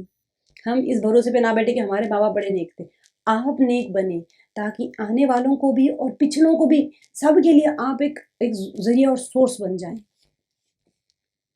ان الذين كفروا ينادون ذلك هو الفوز العظیم, اور جس کو آپ نے کوئی برائیوں سے بچا لیا تو رحمت کر دی, اور بہت بڑی کامیابی تو یہی ہے. ذالک فوز کہتے ہیں کامیابی کو, فوز العظیم بہت بڑی کامیابی ہے. ان الذین کفروا ینادون لمقت, دیکھیں یہاں پر یہ ایک آیت جیسے یہاں پر بتا دیا مؤمنوں کے بارے میں، اب کفار کے بارے میں آ رہا ہے کہ دنیا میں کافر جو اللہ تعالیٰ کی بات جب کلام ان کے سامنے بولا جاتا ہے تو بڑا غصہ ہوتے تھے۔ مشرکین مکہ کو یہاں پر تنبیہ ہو رہی ہے، اور باقی تمام لوگوں کو جو اللہ کا کلام سن کے ان کو چڑ ہوتی تھی، ان کو کہا جا رہا ہے کہ تم جس دنیا میں تنگ ہوتے تھے نا، تو اب تم جہنم میں سے جو پکار رہے ہو، تمہاری چیخوں پکار اب جہنم میں جانے کے بعد میں وہ اپنے آپ سے غصہ ہو رہے ہوں گے اپنے آپ پہ۔ تو اللہ سبحانہ وتعالیٰ اس آیت کے ذریعے فرما رہے ہیں کہ تمہیں اپنے اوپر کتنا غصہ آ رہا ہے۔ اس سے زیادہ غصہ اللہ تعالیٰ کو اس وقت میں آتا تھا جب تم دنیا میں رہ کے اللہ کی طرف بلائے جاتے تھے اور تم غصہ ہوتے تھے اللہ کی کلام سننے سے۔ دیکھیں، ان الذین کفروا ینادون لمقت اللہ اکبر من مقتکم انفسکم اذ تدعون الی الایمان فتکفرون۔ بے شک جن لوگوں نے کفر کیا، ان الذین کفروا، بے شک جن لوگوں نے کفر کیا، انہیں یہ آواز دی جائے گی، ینادونا، کس چیز کی آواز دی جائے گی؟ لمقت اللہ اکبر، کہ یقیناً اللہ کا تم پر غصہ ہونا اس سے بہت زیادہ ہیں جو تم غصہ ہوتے تھے اپنے جی سے جب تم ایمان کی طرف بلائے جاتے تھے پھر کفر کرنے لگتے تھے۔ آج تم جہنم میں ہو تو آج تم پر اللہ تعالیٰ کا غصہ اتنا شدید ہے، اتنا شدید ہے کہ جب تم دنیا میں رہ کے اللہ کی طرف بلائے جاتے تھے تو تم بڑے چڑھتے تھے، تو اللہ تعالیٰ بھی تم پر غصہ ہوتے تھے جب تم اللہ کے اوپر غصہ ہوتے تھے۔ اب یہ لوگ اپنے آپ کو بھی اپنے آپ پہ غصہ ہوں گے، اور اللہ سبحانہ وتعالیٰ کیونکہ پکاریں گے نا جنت جہنم سے کہ ہمیں معاف کر دیجئے، ہمیں معاف کر دیجئے، بڑا سالوں عرصوں تک پکارتے رہیں گے، جہنم کے داروغہ کو پکارتے رہیں گے، لیکن ان کی آواز سنائی نہیں دی جائے گی، کیونکہ مقتون جو ہوتا ہے نا، یہ سخت ناراضی کو کہتے ہیں۔ تو اہل کفر اپنے جہنم کی آگ میں جھلستے دیکھیں گے اپنے آپ کو تو اپنے آپ پر سخت ناراض ہوں گے۔ اس وقت ان سے کہا جائے گا جب عذاب بھگت رہے، میں نے بتایا تھا، ہم پیچھے آیت میں بھی پڑھ لیے تھے کہ مشرکین کے لیے جھگڑا کریں گے، ایک دوسرے کو گالیاں دیں گے، تمہاری وجہ سے آج ہم یہاں پر آ گئے، شیطان کو گالیاں دیں گے کہ تیری وجہ سے ہم یہاں پر آ گئے، سب ایک دوسرے کو بددعائیں اور غصہ ظاہر کرتے رہیں گے۔ تو اس وقت ان سے کہا جائے گا کہ دنیا میں جب تمہیں ایمان کی دعوت دی جاتی تھی اور تم انکار کرتے تھے تو اللہ تعالیٰ اس سے کہیں زیادہ تم پر ناراض ہوتا تھا جتنا تم آج اپنے آپ پر ہو رہے ہو۔ تو یہ اللہ کی اس ناراضی ہی کا نتیجہ ہے کہ آج تم جہنم میں ہو۔ قالوا ربنا امتنا اثنتين واحييتنا اثنتين فاعترفنا بذنوبنا فهل الى خروج من سبيل۔ یہاں پر وہ کہیں گے، کیا کہیں گے؟ ہمارے پروردگار ہے، ہمارے پروردگار، ربنا ہے ہمارا پروردگار، امتنا اثنتين، تو نے ہمیں دو بار مارا،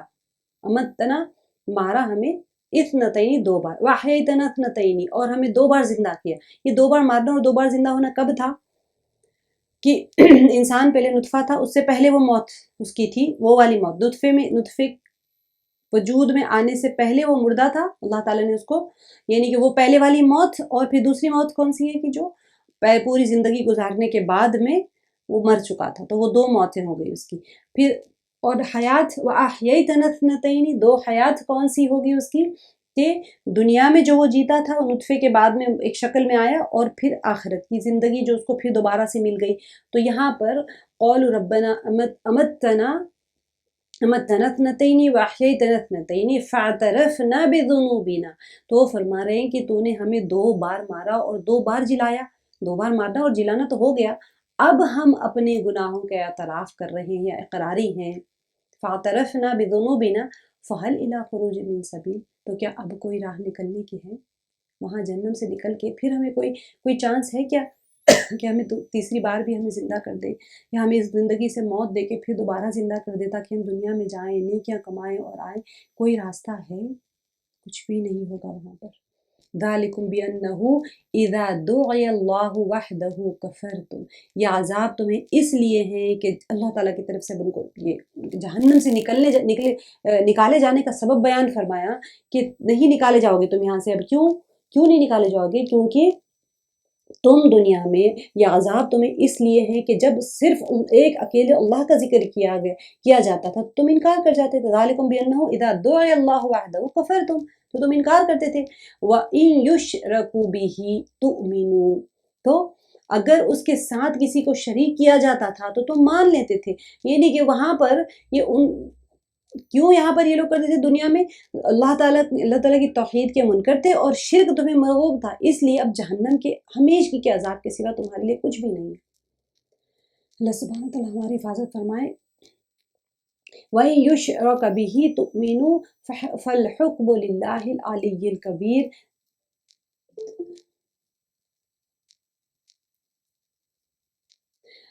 بس اب فیصلہ اللہ بلند بزرگ ہی کا ہے۔ فَالْحُكْمُ لِلَّهِ الْعَلِيِّ الْكَبِيرِ، اب تمہارے یعنی اسی ایک اللہ کا حکم ہے کہ اب تمہارے لیے جہنم کا عذاب ہمیشہ کے لیے، اور اس سے نکلنے کی کوئی بھی سبیل نہیں، کوئی راستہ۔ پیچھے آیت میں پوچھا نا کہ نکلنے کا کوئی راستہ ہے، فَهَلْ إِلَىٰ خُرُوجٍ مِّن سَبِيلٍ، تو جواب دے دیا گیا کہ نہیں، اب نکلنے کا کوئی راستہ نہیں ہے تمہارے لیے۔ فَالْحُكْمُ لِلَّهِ الْعَلِيِّ الْكَبِيرِ، بس اب تمہارے لیے فیصلہ ہو چکا ہے۔ هُوَ الَّذِي يُرِيكُمْ آيَاتِهِ وَيُنَزِّلُ لَكُم مِّنَ السَّمَاءِ رِزْقًا مَّا يَتَذَكَّرُ إِلَّا مَن يُنِيبُ، وہی ہے جو تمہیں اپنی نشانیاں دکھلاتا ہے اور تمہارے لیے آسمان سے روزی اتارتا ہے۔ دیکھیے پانی جو تمہارے لیے تمہاری روزیوں کا سبب ہے، یہاں اللہ تعالیٰ نے اظہار آیت کو کیا کیا؟ انزال رزق کے ساتھ جمع فرماتے ہیں۔ هُوَ الَّذِي يُرِيكُمْ، وہی ہے جو تمہیں اپنی نشانیاں دکھلاتا ہے۔ یوریکم کیا دکھاتے؟ آیاتہ، وَيُنَزِّلُ لَكُم مِّنَ السَّمَاءِ رِزْقًا، آسمان سے تو پانی برستا ہے، لیکن وہ رزقاً کیوں کہا جا رہا ہے؟ کیونکہ وہ پانی کا جو برسنا ہے دراصل وہ روزی اور ساری چیزیں زمین سے نکلنے کے لیے وہی تو ایک ذریعہ ہوتا ہے۔ وَمَا يَتَذَكَّرُ إِلَّا مَن يُنِيبُ، نصیحت تو صرف وہی حاصل کرتے ہیں جو اللہ کی طرف رجوع کرتے ہیں۔ تو یہ جو ہم اطراف میں دیکھتے رہتے ہیں، وہ اس سے کون نصیحت حاصل کرتا ہے؟ وہ تو دیکھتے ہیں صبح ہوتی ہے، شام ہوتی ہے، زندگی ہوئی تمام ہوتی ہے، تو بارش ہو رہی ہے، موسموں کا انتظار کرتے ہیں، گرمی آ گئی، اللہ میں بارش برسا دے، بارش آ گئی، بہت بارش ہو رہی ہے، گھر گندا ہو گیا، بارش ختم ہو جائے، پھر سردیاں آتی ہیں، سردی سے تو ہم موسموں کے بدلنے پہ غور ہی نہیں کرتے، ہم تو جی رہے ہیں۔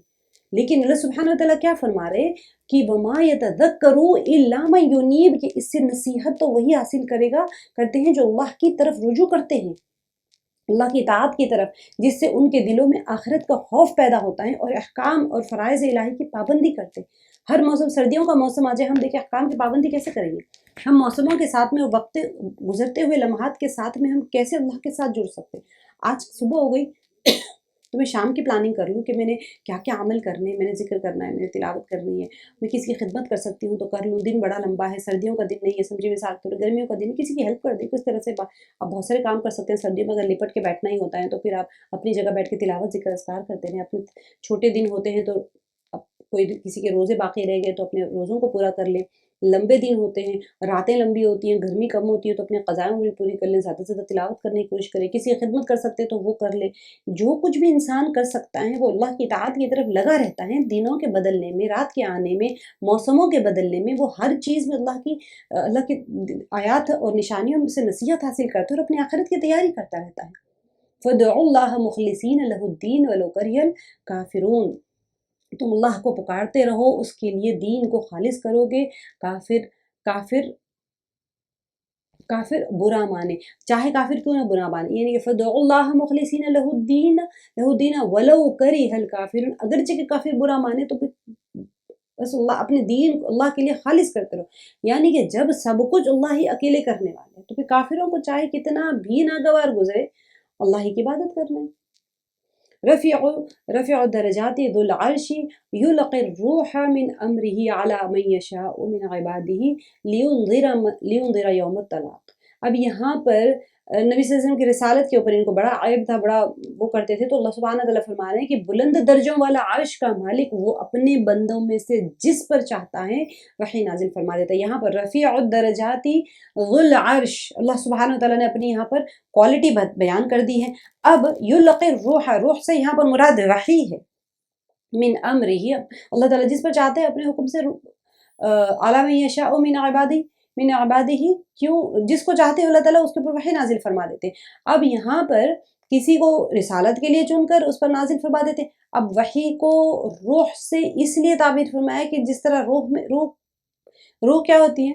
روح میں انسانی زندگی کی بقا ہوتی ہے۔ آپ کے جسم میں روح ہے تو آپ زندہ ہے، ورنہ روح نکل گئی تو آپ مردہ ہے۔ تو انسانی زندگی کی بقا اور سلامتی کس چیز سے ہے؟ روح سے ہے، ٹھیک ہے، اب اس کا راز ہی اس میں چھپا ہوا ہے۔ تو اسی طرح وحی سے بھی انسانیت، جو ہمارے دل ہوتے ہیں، اس میں زندگی کی لہر دوڑ جاتی ہے۔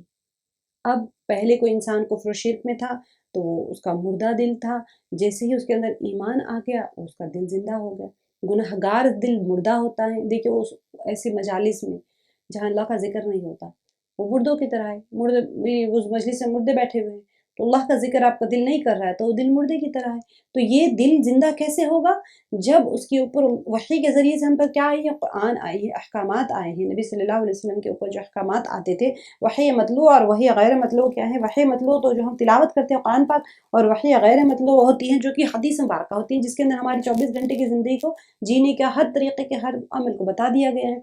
تو جب بندی اس کے اوپر عمل کرتا ہے تو اس کا مردے دل کے اندر روح کی طرح حیات آ جاتی ہے، اور وہ حیات جاویدانی ہوتی ہے کیونکہ اس کی جو اس روح کے عمل جو ہوتے ہیں اس سے صادر کیے ہوئے جسم سے وہ ہمیشہ کے لیے رہ گئے، تو وہ روح جاویدانی ہو گئی ہے نا۔ تو اللہ سبحانہ وتعالیٰ جس کو چاہتے ہیں اس کو اس کے اوپر وحی کو نازل فرماتے ہیں، کیونکہ ان کو بڑا ڈاؤٹ تھا کہ نبی صلی اللہ علیہ وسلم ہی کیوں۔ تو یہاں پر اب جو بتا دیا گیا ہے کہ لینذر یوم من یشاء من عبادہ لینذر یوم الطلاق، تاکہ وہ ملاقات کے دن سے ڈرائے۔ اب ڈرانے والے تو نبی ہی ہوں گے نا، اور کون ڈرا سکتے ہیں؟ تو کیوں نازل کی گئی ہے وحی لوگوں کے اوپر؟ تاکہ وہ لوگوں کو ڈرائیں ملاقات، یعنی یوم طلاق، یہاں پر قیامت کے دن، حساب کتاب کے دن کو یوم طلاق کہا گیا ہے۔ الیوم تجزی کل نفس بما کسبت لا ظلم اليوم ان اللہ سریع الحساب، آج ہر نفس کو اس کی کمائی کا بدلہ دیا جائے گا، آج کسی قسم کا ظلم نہیں، یقیناً اللہ تعالیٰ بہت جلد حساب کرنے والے ہیں۔ الیوم تجزا، بدلہ دیا جائے گا، مجہول کا صیغہ ہے، گرامر والے دیکھ لیجیے گا۔ کل نفس بما کسبت، ہر جان کو اس چیز کے سبب جو اس نے کمایا۔ لا ظلم اليوم، کوئی ظلم نہیں ہوگا آج کے دن، ان اللہ سریع الحساب، بے شک سریع کہتے ہیں جلدی کو، اللہ تعالیٰ بہت جلد حساب لینے والے ہیں۔ جلد سے مراد قیامت کا نہیں، انسان مر جائے تو اس کی قیامت آ جاتی ہے، جیسے ہی مر گیا حساب کتاب شروع ہو جائے گا اس کا۔ وَأَنذِرْهُمْ يَوْمَ الْآزِفَةِ إِذِ الْقُلُوبُ لَدَ، یہاں پر یہ آیت میں اللہ سبحانہ وتعالیٰ محشر کا ایک پس منظر پیش کر رہے ہیں کہ اس وقت گنہگاروں کی کیا حالت ہوگی۔ وَأَنذِرْهُمْ، اور انہیں بہت ہی قریب آنے والی قیامت سے آگاہ کر دیجئے، یعنی ان کو انذار کہتے ہیں ڈرانے کو یا آگاہ کرنے کو۔ وَأَنذِرْهُمْ، ان کو آگاہ کر دیجئے، یوم الآزفۃ، آزفہ کے معنی قریب آنے والی۔ اب دیکھیے قیامت کا نام ایک آزفہ بھی ہے، اس لیے کہ وہ بھی قریب آنے والی ہے۔ قیامت میں جیسے بتاتی ہوں ہمیشہ، قیامت کا آنا، ہم چاہے دجال آئے اور وہ سارے کام ہونے کے بعد میں قیامت ہو تو ٹھیک ہے، کبھی بھی آئے قیامت، ہماری موت ہمارے لیے قیامت ہوتی ہے، تو جلد کبھی بھی آ سکتی ہے، اگلے مومنٹ ہماری موت آ سکتی ہے، ہمیں نہیں پتہ۔ تو اللہ تعالیٰ فرما رہے ہیں کہ اور انہیں بہت ہی قریب آنے والی قیامت سے آگاہ کر دیجئے۔ یہ جو منظر آیت کے اندر بتایا جا رہا ہے وہ مر کے اٹھائے جانے کے بعد کا ہے، قیامت آئے گی اس کے بعد میں، تو یہاں پر یہ بتایا جا رہا ہے کہ اِذِ الْقُلُوبُ لَدَى الْحَنَاجِرَ كَاظِمِينَ، حناجر کہتے ہیں حلق کو، جب کہ دل حلق تک پہنچ جائے، قلوب لد الحناجر کے دل پہنچ جائے کہاں پر؟ حلق تک، کاظمین، اور سب خاموش ہوں گے، یعنی کہ اس دن خوف کی وجہ سے دل اپنی جگہ سے ہٹ جائیں گے۔ کاظمین غم سے بھرے ہوئے، غصے کے لیے بھی آتا ہے کاظمین الغیظ، بھرے ہوئے رہنے کو۔ کوئی چیز ایسی ہوتی ہے نا جس کے اوپر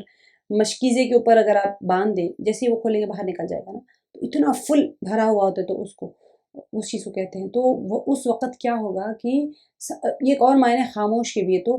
غصے کا تو ہاں تو غصہ بھی ہوگا بھرا ہوا، ممکن ہے کہ اپنے آپ پہ غصہ کر رہا ہوگا کہ میں ایمان نہیں لایا تو آج میں یہاں کھڑا ہوں، لیکن اس وقت سب خاموش ہوں گے۔ یہاں پہ جو لفظ استعمال ہوا ہے کاظمین، وہ خاموش کے لیے استعمال ہوا ہے۔ کاظمین ما للظالمین من حمیم ولا شفیع یطاع،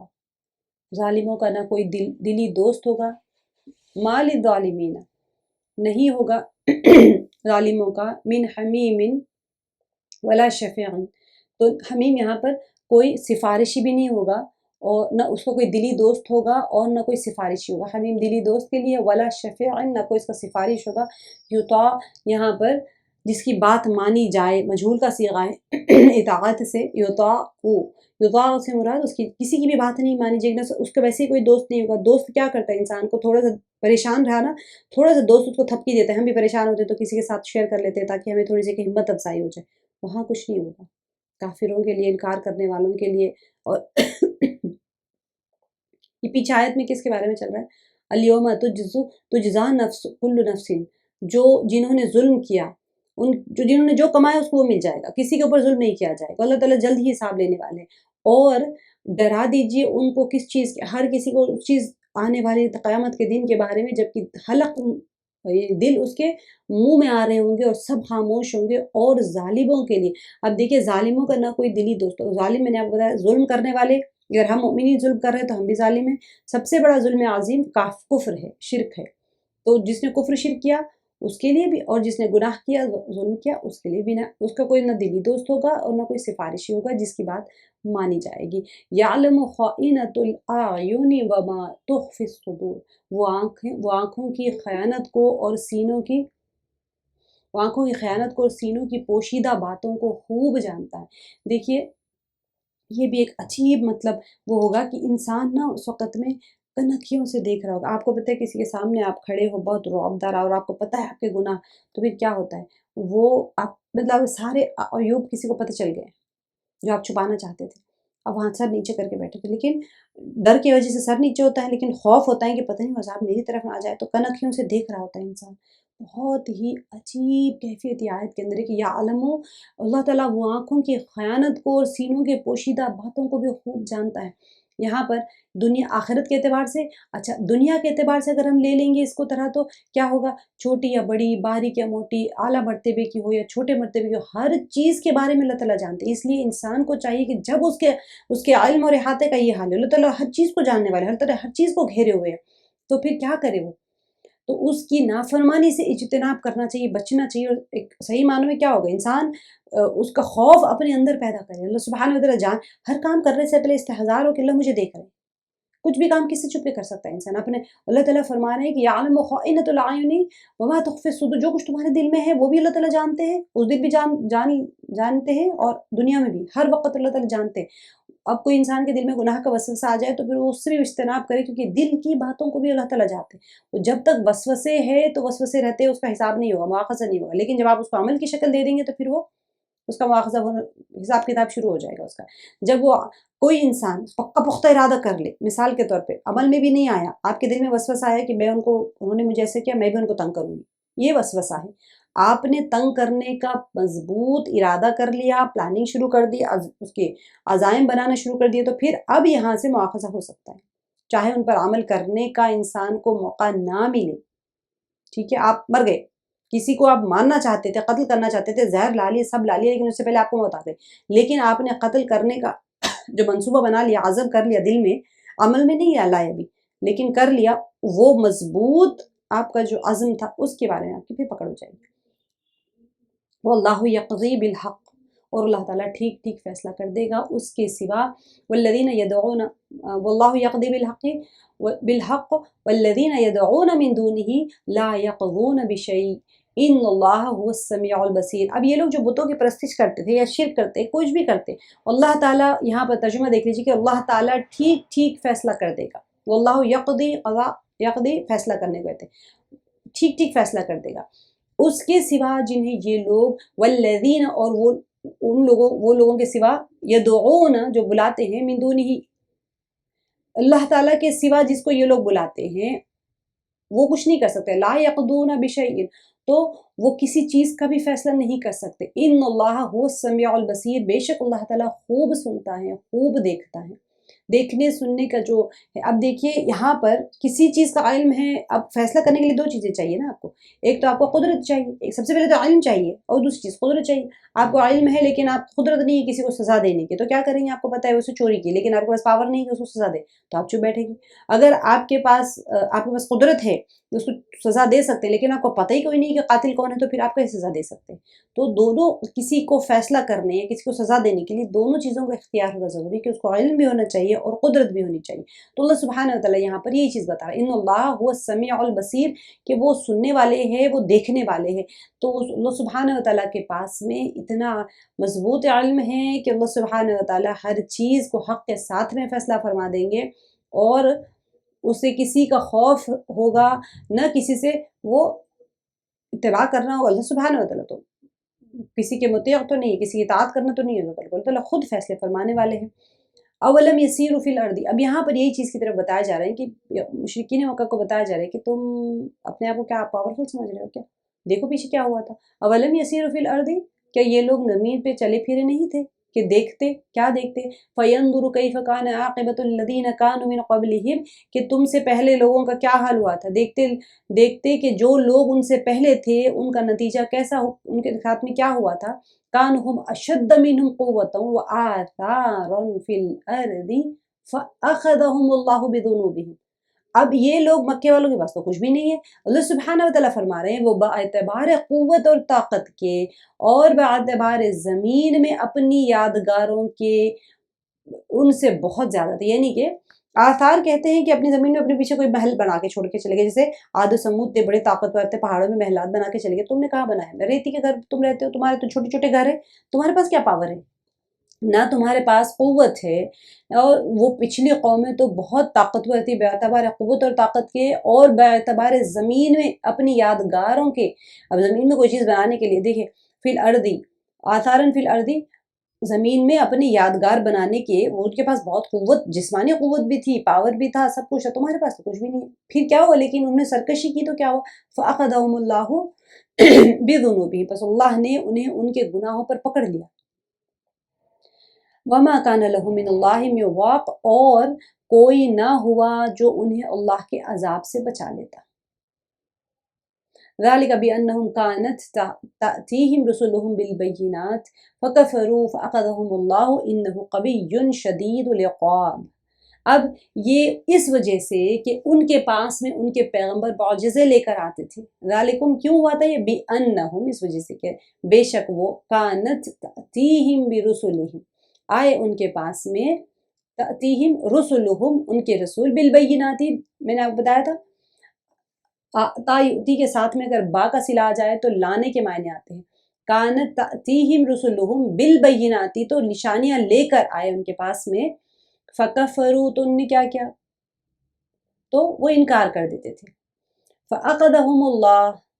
تو بس اللہ انہیں پکڑ لیتا تھا، یہ سارے تھا کے معنی کیوں آ رہے ہیں؟ کیونکہ کانا ہے یہاں پر، اسی وجہ سے مضارع جو ہوتا ہے تو بھی وہ ماضی کے معنی میں آ جاتا ہے، انہو قوی شدید العقاب، یقیناً وہ طاقتور اور سخت عذاب والا ہے، قوی طاقتور ہے، شدید العقاب سخت عذاب والا ہے، یہ ان کی ہلاکت کی وجہ بیان کی گئی، ایسے ہی نہیں ہلاک کر دیا اللہ تعالیٰ نے کسی قوم کو، بڑی طاقتور قوم تھی تو ایسے نہیں ہلاک کر دیا اللہ تعالیٰ نے، وہ ہے اللہ کی آیتوں، یہ یعنی کہ اور وہ ہے اللہ کی آیتوں کا انکار، کیوں تھا وہ، کیا تھا؟ انکار کیا تھا، عذاب آیا کیوں؟ انکار کرنے سے، اور نبی صلی اللہ علیہ وسلم کا بھی تو انکار کرو گے تو تمہارے اوپر بھی ایسے عذاب آئے گا، پیغمبروں کی جب تکذیب کریں گے، اللہ کے ساتھ میں جب کفر کریں گے تو پھر عذاب پکڑ لے گا، اب سلسلہ نبوت اور رسالت تو بند ہے، اب آفاق اور نفس میں آفاقی دلیل میں نے آپ کو بتایا تھا، دور آسمان زمین آسمان یہ ساری آفاقی دلائل ہوتے ہیں، اور انفسی دلیل ہماری اپنی ذات میں بے شمار آیات الہی بکھری اور پھیلی ہوئی ہیں، آپ قرآن پاک میں بہت ساری نشانیاں ہیں، سورج چاند ستارے پہاڑ ندیاں درخت جانور، ہر چیز کی مثال اللہ تعالیٰ دے رہے ہیں، انفسی اپنی ذات کے اندر، تمہاری ہاتھ پیر آنکھ، تم بچے کو پیدا ہوتے تم نہیں دیتے، نطفے سے تم جاندار ہوئے، تم آنکھیں دیے تمہیں دیکھنے کے لیے، کان سے تم سنتے ہو، ہاتھوں سے تم کام کرتے ہو، دل ہے تمہارے اندر، ساری چیزوں کی مثالیں دی اللہ تعالیٰ نے، تو بہت ساری بے شمار آیات ہیں، اب وعظ اور تذکیر اور دعوت اور تبلیغ کے ذریعے سے علماء اور داعیان حق کی وضاحت اور نشاندہی کے لیے موجود ہے، ایسے نہیں ہوا کہ آپ نے انفسی اور آفاقی دلیل دیکھ کے قرآن پڑھ کے خود سمجھنا ہے، آپ کو تو دعوت دی جا رہی ہے، علماء ہے اور حق کی دعوت دینے والے ہیں، وضاحت بھی کر رہے ہیں، نشاندہی بھی کر رہے ہیں، سب لوگ موجود ہیں، اس لیے آج بھی جو آیات الہی سے اعراض اور دین شریعت سے غفلت کرے گا اس کا انجام مکذبین اور منکرین رسالت سے مختلف نہیں ہوگا، اللہ تعالیٰ ہم سب کی حفاظت فرمائے، کیونکہ جو لوگ انکار کرنے والے ہیں، نبی کی سنتوں کا انکار کر دیا، دین کی انکار کر دیا، شریعت کا انکار کر دیا، مذاق بنا دیا شریعت کو، آج کل مسلمان بھی یہی کر رہے ہیں، تو وہ بھی اسی زمرے میں آ جاتے ہیں، ذالک بأنہم کانت تأتیہم رسلہم بالبینات فکفروا، انہوں نے انکار کیا، ایک ہوتا ہے نہیں ماننا، وہ بھی نہیں مانتے تھے، ہم بھی نہیں مان رہے، اللہ سبحانہ وتعالیٰ ہماری حفاظت فرمائے، توبہ کرنے کے لیے یہی بہت کافی ہوتا ہے کہ ہم سنتوں کا اہتمام نہیں کرتے، دین شریعت کو اپنے پس سے پشت ڈال کے رکھا ہوا ہے، ہمارے پاس زندگی میں دین ایسے ہو گیا نا کہ لوگ کہہ رہے ہیں کہ ہم دین کے اوپر عمل کیے بغیر بھی تو خوش ہیں نا، تو اسی کا جواب ان آیات میں مل رہا ہے، کیونکہ ایمانی آیات ہے تو اسی کا جواب اس کے اندر ہے۔ وَلَقَدْ أَرْسَلْنَا مُوسَىٰ بِآيَاتِنَا وَسُلْطَانٍ مُّبِينٍ۔ اب یہاں سے موسیٰ علیہ السلام کا آیت نمبر 23 سے 55 تک آپ، کیونکہ آج ہم صرف 37 تک کریں گے، 55 تک نہیں جائیں گے۔ کانورزیشن جو مومن کا ہے، مرد مومن کا، ان کے بارے میں یہاں سے شروع ہوتا ہے۔ اور ہم نے موسیٰ علیہ السلام کو اپنی آیتوں اور کھلی دلیلوں کے ساتھ بھیجا تھا۔ اب آیات سے مراد وہ نشانیاں بھی ہو سکتی ہیں جن کا ذکر پہلے گزر چکا ہے، یا پھر عصا اور ید بیدا، آپ کو نہیں پتہ، ہم نے نہیں کیا ہے یہ، مطلب آلریڈی کیونکہ یہ سورہ 23 پہ ہے تو آلریڈی قرآن پاک میں آ چکا ہے، ہم لوگ بعد میں کریں گے انشاءاللہ۔ موسیٰ علیہ السلام کو 2 معجزے دیے گئے تھے، ایک ان کے پاس عصا تھا جو کہ زمین پہ ڈالتے تھے تو سانپ بن جاتا تھا، جب پکڑ لیتے تھے تو پھر سے لکڑی بن جاتی تھی، عصا بن جاتا تھا، اور ان کا ایک اور جو معجزہ تھا وہ یہ تھا کہ ید بیدا، ان کا ہاتھ ایسے اپنے اس میں بازو میں رکھ کے نکالتے تھے تو ایک دم چمکدار ہو جاتا تھا، بہت زبردست روشن چمکدار ہو جاتا تھا۔ تو یہ، اور ان کو بہت ساری نشانیاں تھیں، معجزات تھے موسیٰ علیہ السلام کے۔ تو پھر یہاں پر وَلَقَدْ أَرْسَلْنَا، اور ہم نے بھیجا موسیٰ علیہ السلام کو بِآيَاتِنَا، ہماری نشانیوں کے ساتھ میں، اپنی آیات اپنی آیتوں اور سلطان مبین، کھلی دلیلوں کے ساتھ بھیجا، ٹھیک ہے۔ اب قوی دلیل جو ہوتی ہے، حجت جو ہوتی ہے، حجت واضحہ، یعنی کہ آپ بالکل آپ اس کا انکار ہی نہیں کر سکتے، جیسے خون بن جانا، ٹڈی کا عذاب، یہ سارے جو عذاب آئے تھے بالکل کوئی انکار ہی نہیں کر سکتا تھا، کوئی جواب ان کی طرف سے ممکن نہیں تھا بجز ایک کچھ بھی کر لے وہ ڈھیٹائی کے ساتھ میں، کوئی انسان انکار ہی کر دے بس ختم، ماننا نہیں ہے، ماننا نہیں ہے، اس وجہ سے، ورنہ بھی اتنے کھلے دلیلیں ہوتی تھی ان کے پاس موسیٰ علیہ السلام جو لے کر آئے تھے۔ اِلَىٰ فِرْعَوْنَ وَحَامَانَ وَقَارُونَ فَقَالُوا سَاحِرٌ كَذَّابٌ، فرعون، حامان اور قارون کی طرف، کس کی طرف بھیجا؟ آگے دیکھیں، لا سے غور کر لیجیے، وَلَقَدْ أَرْسَلْنَا مُوسَىٰ بِآيَاتِنَا وَسُلْطَانٍ مُّبِينٍ إِلَىٰ فِرْعَوْنَ وَحَامَانَ وَقَارُونَ فَقَالُوا سَاحِرٌ كَذَّابٌ۔ اب یہ ساحر کیوں کہا ان کو؟ جادوگر اور جھوٹا ہے، کیونکہ اس زمانے میں جادو کا بڑا زور تھا، موسیٰ علیہ السلام کے زمانے فرعون کے پاس میں بڑے جادوگر زبردست تھے، وہ دور ہی جادو کا تھا۔ تو فرعون تو بادشاہ تھا، اور حامان اس کا وزیر تھا، اور قارون اس کے پاس ایک ٹریجرر تھا، تینوں نے انکار کر دیا تھا۔ اس کی تفصیل یہاں پر ہے، آپ لوگ پڑھ لیجیے۔ فَلَمَّا جَاءَهُم بِالْحَقِّ مِنْ عِنْدِنَا قَالُوا اقْتُلُوا أَبْنَاءَ الَّذِينَ آمَنُوا مَعَهُ وَاسْتَحْيُوا نِسَاءَهُمْ وَمَا كَيْدُ الْكَافِرِينَ إِلَّا فِي ضَلَالٍ۔ دیکھیے کیا ہوا تھا، بس جب ان کے پاس موسیٰ علیہ السلام ہماری طرف سے دین حق کو لے کر آئے، فَلَمَّا جَاءَهُم بِالْحَقِّ، کیونکہ آئے ان کے پاس موسیٰ علیہ السلام، با آنے کی وجہ سے کیا ہے کہ ان کے پاس ہماری طرف سے حق لے کر آئے، ٹھیک ہے، بالحق من عندنا، ہمارے پاس سے، قولو، تو انہوں نے کیا کہا، تو انہوں نے کہا کہ اس کے ساتھ جو ایمان والے ہیں ان کے لڑکوں کو تو مار ڈالو اور ان کے لڑکیوں کو زندہ رکھو۔ تو قولوا اقتلوا ابناء الذین آمنوا معه واستحیون نساءهم، جب وہ موسیٰ علیہ السلام ان کے پاس ہیں، موسیٰ علیہ السلام ہماری طرف سے دین حق لے کر آئے، تو انہوں نے کہا کہ اس کے ساتھ جو ایمان والے ہیں ان کے لڑکوں کو تو مار ڈالو اور ان کی لڑکیوں کو زندہ رکھو۔ اب دیکھیے فرعون یہ کام پہلے بھی کر رہا تھا، موسیٰ علیہ السلام کے پیدا ہونے سے پہلے بھی کرتا تھا یہی کام وہ، لیکن اللہ سبحانہ وتعالی نے موسیٰ علیہ السلام کو پیدا کر دیا اس کے گھر میں۔ فرعون وہی فرعون نہیں تھا جس کے گھر میں پیدا ہوئے، وہاں فرعون جو ہے پوسٹ کا نام تھا، بادشاہ کے پوسٹ کا، تو وہ انہی کے گھر میں پیدا ہوئے تھے۔ اب سمجھنے والی بات یہاں پر یہ ہے، فرعون کے گھر میں موسیٰ علیہ السلام پرورش پائے، ٹھیک ہے، وہ شہزادے تھے، تو ڈیفینیٹلی ان کے خاندان کے لڑکے بھی ان کے دوست تھے نا، خاندان، تو وہ فرعون، موسیٰ علیہ السلام ان کے as a Royal family member کی طرح تھے، وہ ان کا جسم و جسامت اور زبردست لہیم شہیم، ان کے آن بان بھی شہزادوں کی طرح تھی، اور جو باقی شہزادے تھے ان کے، موسیٰ علیہ السلام کے کوٹیئرز جو تھے، ان کے جو خاندان والے تو بہت سارے ایمان بھی لے آئے تھے، پھر موسیٰ علیہ السلام کے پاس جب یہ آ کے ہم عمر رہتے تھے تو ایمان بھی لے آئے تھے۔ اسی میں سے ایک بندہ یہاں پر آگے آیات میں دیکھیں گے آپ کہ وہ بھی شہزادہ ہی تھا، انہی کے خاندان سے تھے، وہ جو مرد مومن کا جو ذکر آتا ہے، کیونکہ اتنی بے باکی سے فرعون کے دربار میں کھڑے ہو کے اتنا لمبا لیکچر دینا کسی عام انسان کی تو بات نہیں ہو سکتی نا، انہی کے کوٹیئرز میں سے، انہی کے خاندان والوں کا وہ بھی ایک شہزادہ تھا۔ تو موسیٰ علیہ السلام جو ہے وہاں پر وہ جب آئے تھے تو فرعون پہلے بھی یہی کام کرتا تھا، مارتا تھا، تو جو نجومیوں کے پیشن گوئی کے مطابق تھا، اب اس کی بادشاہت کے لیے خطرے کا باعث تھا، اب دوبارہ حکم اس نے حضرت موسیٰ علیہ السلام کی تذلیل اور اہانت کے لیے دیا، اور تاکہ بنی اسرائیل موسیٰ علیہ السلام کے وجود کو اپنے لیے مصیبت اور نحوست کا باعث موسیٰ علیہ السلام جب آئے، بنی اسرائیل کو کہا میں آپ لوگوں کو یہاں سے بچا کے لے جاؤں گا اور نبی ہوں اور فلاں ہوں، تو انہوں نے مان لیا، اور پھر فرعون نے پھر سے وہی حکم جاری کر دیا کہ جتنے لوگ موسیٰ علیہ السلام کے اوپر ایمان لائیں گے ان کے لڑکوں کو مار دینا اور ان کے لڑکیوں کو چھوڑ دینا. پھر سے بنی اسرائیل کہا کہ بھی ہم اب یہ سچویشن میں اور پہلے کی سچویشن میں کیا فرق رہا؟ پہلے بھی تو ہم ظلم کھا رہے تھے ابھی بھی ظلم ہو رہا ہے. آپ کے آنے سے ہماری زندگی میں کیا تبدیلی آئی ہے؟ وما قید الکافرین الا فی ضلال. تو یہاں پر اور کافروں کی جو حیلہ سازی ہے وہ غلطی میں ہی ہے. تو یہاں پر اب جو کافروں نے یہی سوچا تھا کہ ہم یہ کریں گے کہ یہ لوگ پست ہو جائیں گے اور ان کا ساتھ چھوڑ دیں گے اور موسیٰ علیہ السلام کی بات نہیں مانیں گے اور ایمان نہیں لائیں گے. تو اللہ سبحانہ تعالیٰ فرما دی کہ جو مقصد وہ حاصل کرنا چاہتے تھے وہ بنی اسرائیل کی قوت میں اضافہ اور اس کی عزت میں کمی نہ ہوئی. ٹھیک ہے. اب یہاں پر یہ اسے حاصل نہیں ہوا. وہ کیا چاہتے تھے کہ بنی اسرائیل کی وہ پست ہو جائے وہ لوگ. ٹھیک ہے. عزت میں موسیٰ علیہ السلام کی عزت میں کمی ہو جائے اور بنی اسرائیل کی قوت میں ایک اضافہ کیسے ہو جائے گا کہ ان کی لڑکیوں کو یہ لوگ رکھ لیں گے وہاں پر اور لڑکوں کو مار دیں گے. تو بلکہ اللہ نے فرعون اور اس کی قوم کو ہی غرق کر دیا اور بنی اسرائیل کو بابرکت زمین کا وارث بنا دیا. آگے کی صورت میں آپ دیکھیں گے کہ کیسے وہاں سے بچ کے نکل گئے تھے. وقال فرعون ذرونی اقتل موسیٰ وَلْيَدْعُ رَبَّهُ إِنِّي أَخَافُ أَن يُبَدِّلَ دِينَكُمْ أَوْ أَن يُظْهِرَ فِي الْأَرْضِ الْفَسَادَ. اب فرعون کی دماغ کی وہ دیکھیں. فرعون جو ہے ایکچولی وہ زمانے میں ہم لوگ اس کو ڈیٹیل کریں گے تو میں آپ کو بتاؤں گی، لیکن وہ زمانے میں ہوتا کیا تھا کہ وہاں پر ریولٹ ہو گیا تھا.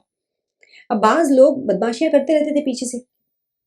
اب جیسے بلیک مارکیٹنگ ہوتی ہے، کورٹیئرز ہر جگہ رشوت خوری ہے، وہ سب چلتا رہتا تھا. اس کی ایوان میں بھی تھوڑا سا وہ آ گیا تھا، تفرقہ آ گیا تھا. اب جو لوگ بدماشیاں کرتے تھے، بلیک مارکیٹنگ کرنے کو گنہگار لوگ تھے، وہ چاہتے تھے کہ فرعون کا جو ماجرا یہ چلتا رہے، پیچھے بیک گراؤنڈ میں ہم اپنی بدماشیاں چلاتے رہیں گے. کوئی خزانہ خالی کر رہا ہے، کوئی کچھ کر رہا ہے، کوئی کچھ کر رہے ہیں. سب ہوتے نا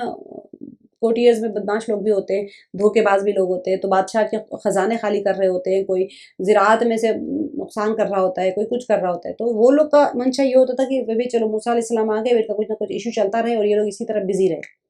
ایک گروہ موسیٰ علیہ السلام کے فیور میں ہو گیا تھا، ایک گروہ اگینسٹ میں تھا، ایک گروہ چاہتا تھا کہ یہ کچھ کنٹروورسی چلتی رہے ہمیشہ. اکثر آپ دیکھتے ہیں کوئی نہ کوئی ملک میں کنٹروورسیز چلنا ایک اسٹرینتھ ہوتی ہے رننگ گورنمنٹ کے لیے. وہ چاہتے ہیں کہ پبلک کسی طرح الجھی رہے تاکہ ہمارا کام چلتا رہے. لوگ ہماری طرف نہ آئے، ہم سے سوال نہ کرے کہ بھئی تم یہ کام کیوں نہیں کرے، یہ کام کیوں، ڈیولپمنٹل کوشچنز نہ کرے تو پبلک کسی نہ کسی بیکار کنٹروورسی میں چلتی رہے. تو ایک ان کا کیٹیگری کا ایک گروپ یہ تھا، یہ سوچتا تھا کہ کسی طرح لوگ مصروف رہے کسی نہ کسی مشغلے میں، ہم اپنا کام کرتے رہیں گے بدماشی، کوئی آ کے ہم سے سوال نہ کرے بس. تو یہاں پر اب فرعون نے دیکھ لیا کہ بھئی اگر سب لوگ ایمان لانا شروع کر دیں گے تو پھر کیا ہوگا، میری تو پاور ختم ہو جائے گا یہاں سے، تو میری تو بادشاہت بھی ختم ہو جائے گی. تو کیا کریں؟ اب وہ ایسے ایکٹ کرنا تھا کہ وقال فرعون کہ ذرونی اقتل موسیٰ. اب انہوں نے کہا کہ وہ فرعون نے کہا کہ مجھے چھوڑ دو کہ میں موسیٰ علیہ السلام کو مار ڈالوں. اور یعنی کہ یہ غالباً فرعون نے ان لوگوں سے کہا جو سے موسیٰ علیہ السلام کو قتل کرنے سے منع کرتے تھے. کون منع کرتے تھے آپ کو میں بتاؤں گی آگے جا کے. اب انی اخواف ان یبدل دینکم او وہ کہہ رہے، اور فرعون نے کہا کہ اسے چاہیے کہ اپنے رب کو پکارے. نہیں یہاں پر ہے فلیدعو ربہ اقتل موسیٰ فلیدعو ربہ، تو میں اسے قتل کر دوں گا، اس کی مدد کے لیے اس کا رب آ جائے. فلیدعو ربہ اسے چاہیے کہ وہ اپنے رب کو پکارے. انی اخاف، اچھا آگے وہ کہہ رہے مجھے تو ڈر ہے کہ یہ کہیں تمہارا دین نہ بدل ڈالے یا ملک میں کوئی بڑا فساد نہ برپا کر دے. اب او ان یظہر فی الارض الفساد، فساد اس کی نظر میں یہ تھا کہ ہمارے بتوں کے خلاف جا کے یہ چاہ رہا ہے کہ اب تم لوگوں کو تمہارا دین بدل دے اور زمین کے اوپر قبضہ کر لے اور ہمیں یہاں سے ہٹا دے. یہ تو یہی چاہ رہے موسیٰ علیہ السلام. تو پھر ہم ایسا کرتے ہیں کہ ان کو قتل کر دیتے ہیں موسیٰ علیہ السلام کو، کیونکہ مجھے تو ڈر ہے کہ تمہارا دین خراب کر دے گا. کیونکہ بیوقوف تھا، اس کو حق بات سمجھ نہیں آ رہی تھی، اس کو لگ رہا تھا کہ بت پرستی ہی اچھی چیز ہے اور حق پرستی اس کو فساد لگتا تھا. تو وہ اسی بات کے اوپر اڑا ہوا تھا کہ میں موسیٰ علیہ السلام کو قتل کر دوں گا. اس کو چاہیے کہ اپنے رب کو بلائے. مجھے تو ڈر ہے کہ یہ زمین کے اوپر فساد مچا دے گا اور ہمارے دین تم لوگوں کے دین کو، کیونکہ ڈر تو اس سے تھا کہ میری بادشاہ چلی جائے گی. لیکن لوگوں کے اندر لوگ کیونکہ جلدی دین کے اوپر مائل ہو جاتے ہیں، تو لوگوں کو کہا کہ تمہارا دین بگاڑ نہ دے، تمہیں زمین سے نہ نکال دے. کوئی نہ کوئی قسم کا خوف، کہتے ہیں نا دا رولنگ آف فیئر، خوف کی وہ چلانا، مہم چلانا تاکہ لوگ ڈر کی وجہ سے بادشاہ کو تسلیم کر لیں. یہ بھی ایک پینترا ہوتا ہے بادشاہی کا. اب وقال موسیٰ انی عذت بربی وربکم من کل متکبر لا یؤمن بیوم الحساب، موسیٰ علیہ السلام نے کہا کہ میں اپنے اور تمہارے رب کی پناہ میں آتا ہوں ہر اس تکبر کرنے والے شخص کی برائی سے جو روز حساب پر ایمان نہیں رکھتا۔ اب دیکھیے حضرت موسیٰ علیہ السلام کے علم میں جب یہ بات آئی کہ فرعون مجھے قتل کرنے کا ارادہ رکھتا ہے، کیونکہ ڈیفینیٹلی فرعون تو ماننے کے لیے بیٹھا ہوا ہے، تو انہوں نے اللہ سے اس کے شر سے بچنے کے لیے دعا مانگی۔ دیکھیے نبی صلی اللہ علیہ وسلم کو جب دشمن کا خوف ہوتا تو یہ دعا پڑھتے تھے، آپ لوگ کو بھی یاد کر لینا چاہیے، اللہم انا نجعلک فی نحورہم ونعوذ بک من شرورہم، کہ اے اللہ ہم تجھ کو ان کے مقابلے میں کرتے ہیں اور ان کی شرارتوں سے تیری پناہ طلب کرتے ہیں۔ ہر ایک انسان کو یہ دعا یاد ہونی چاہیے، کیونکہ اگر کوئی آپ کو تنگ نہ کرے تب بھی شیاطین سے بچنے کے لیے تو یہ دعا بہت ضروری ہو جاتی ہے۔ وقال رجل، اب یہاں سے دیکھیے پورے کا پورا کانورزیشن ہے وہ بندے مؤمن کا، وقال رجل مؤمن من آل فرعون یکتم ایمانہ، اور ایک مومن شخص نے جو فرعون کے خاندان میں سے تھا اور اپنا ایمان چھپائے ہوئے تھا، یکتم قتم یکتم چھپانے کو کہتے ہیں، چھپائے ہوئے تھا ایمانہ اپنے ایمان کو، اتقتلون رجلا، اب یہاں پر وہ کانورزیشن چل رہی ہے، تقریر چل رہی ہے، کیا تم اتقتلون رجلا ان یقول ربی اللہ وقد جاءکم بالبینات، یہی آیت حضرت انہوں نے پڑھی تھی، ابوبکر صدیق رضی اللہ عنہ نے اس وقت پڑھی تھی جب نبی صلی اللہ علیہ وسلم کو قتل کرنے آئے تھے، کہ تقتلون رجلا ان یقول ربی اللہ وقد جاءکم بالبینات من ربکم، کیا تم ایک شخص کو محض اس بات پر قتل کرتے ہو کہ وہ کہتا ہے کہ میرا رب اللہ ہے اور تمہارے رب کی طرف سے دلیل لے کر آیا ہے؟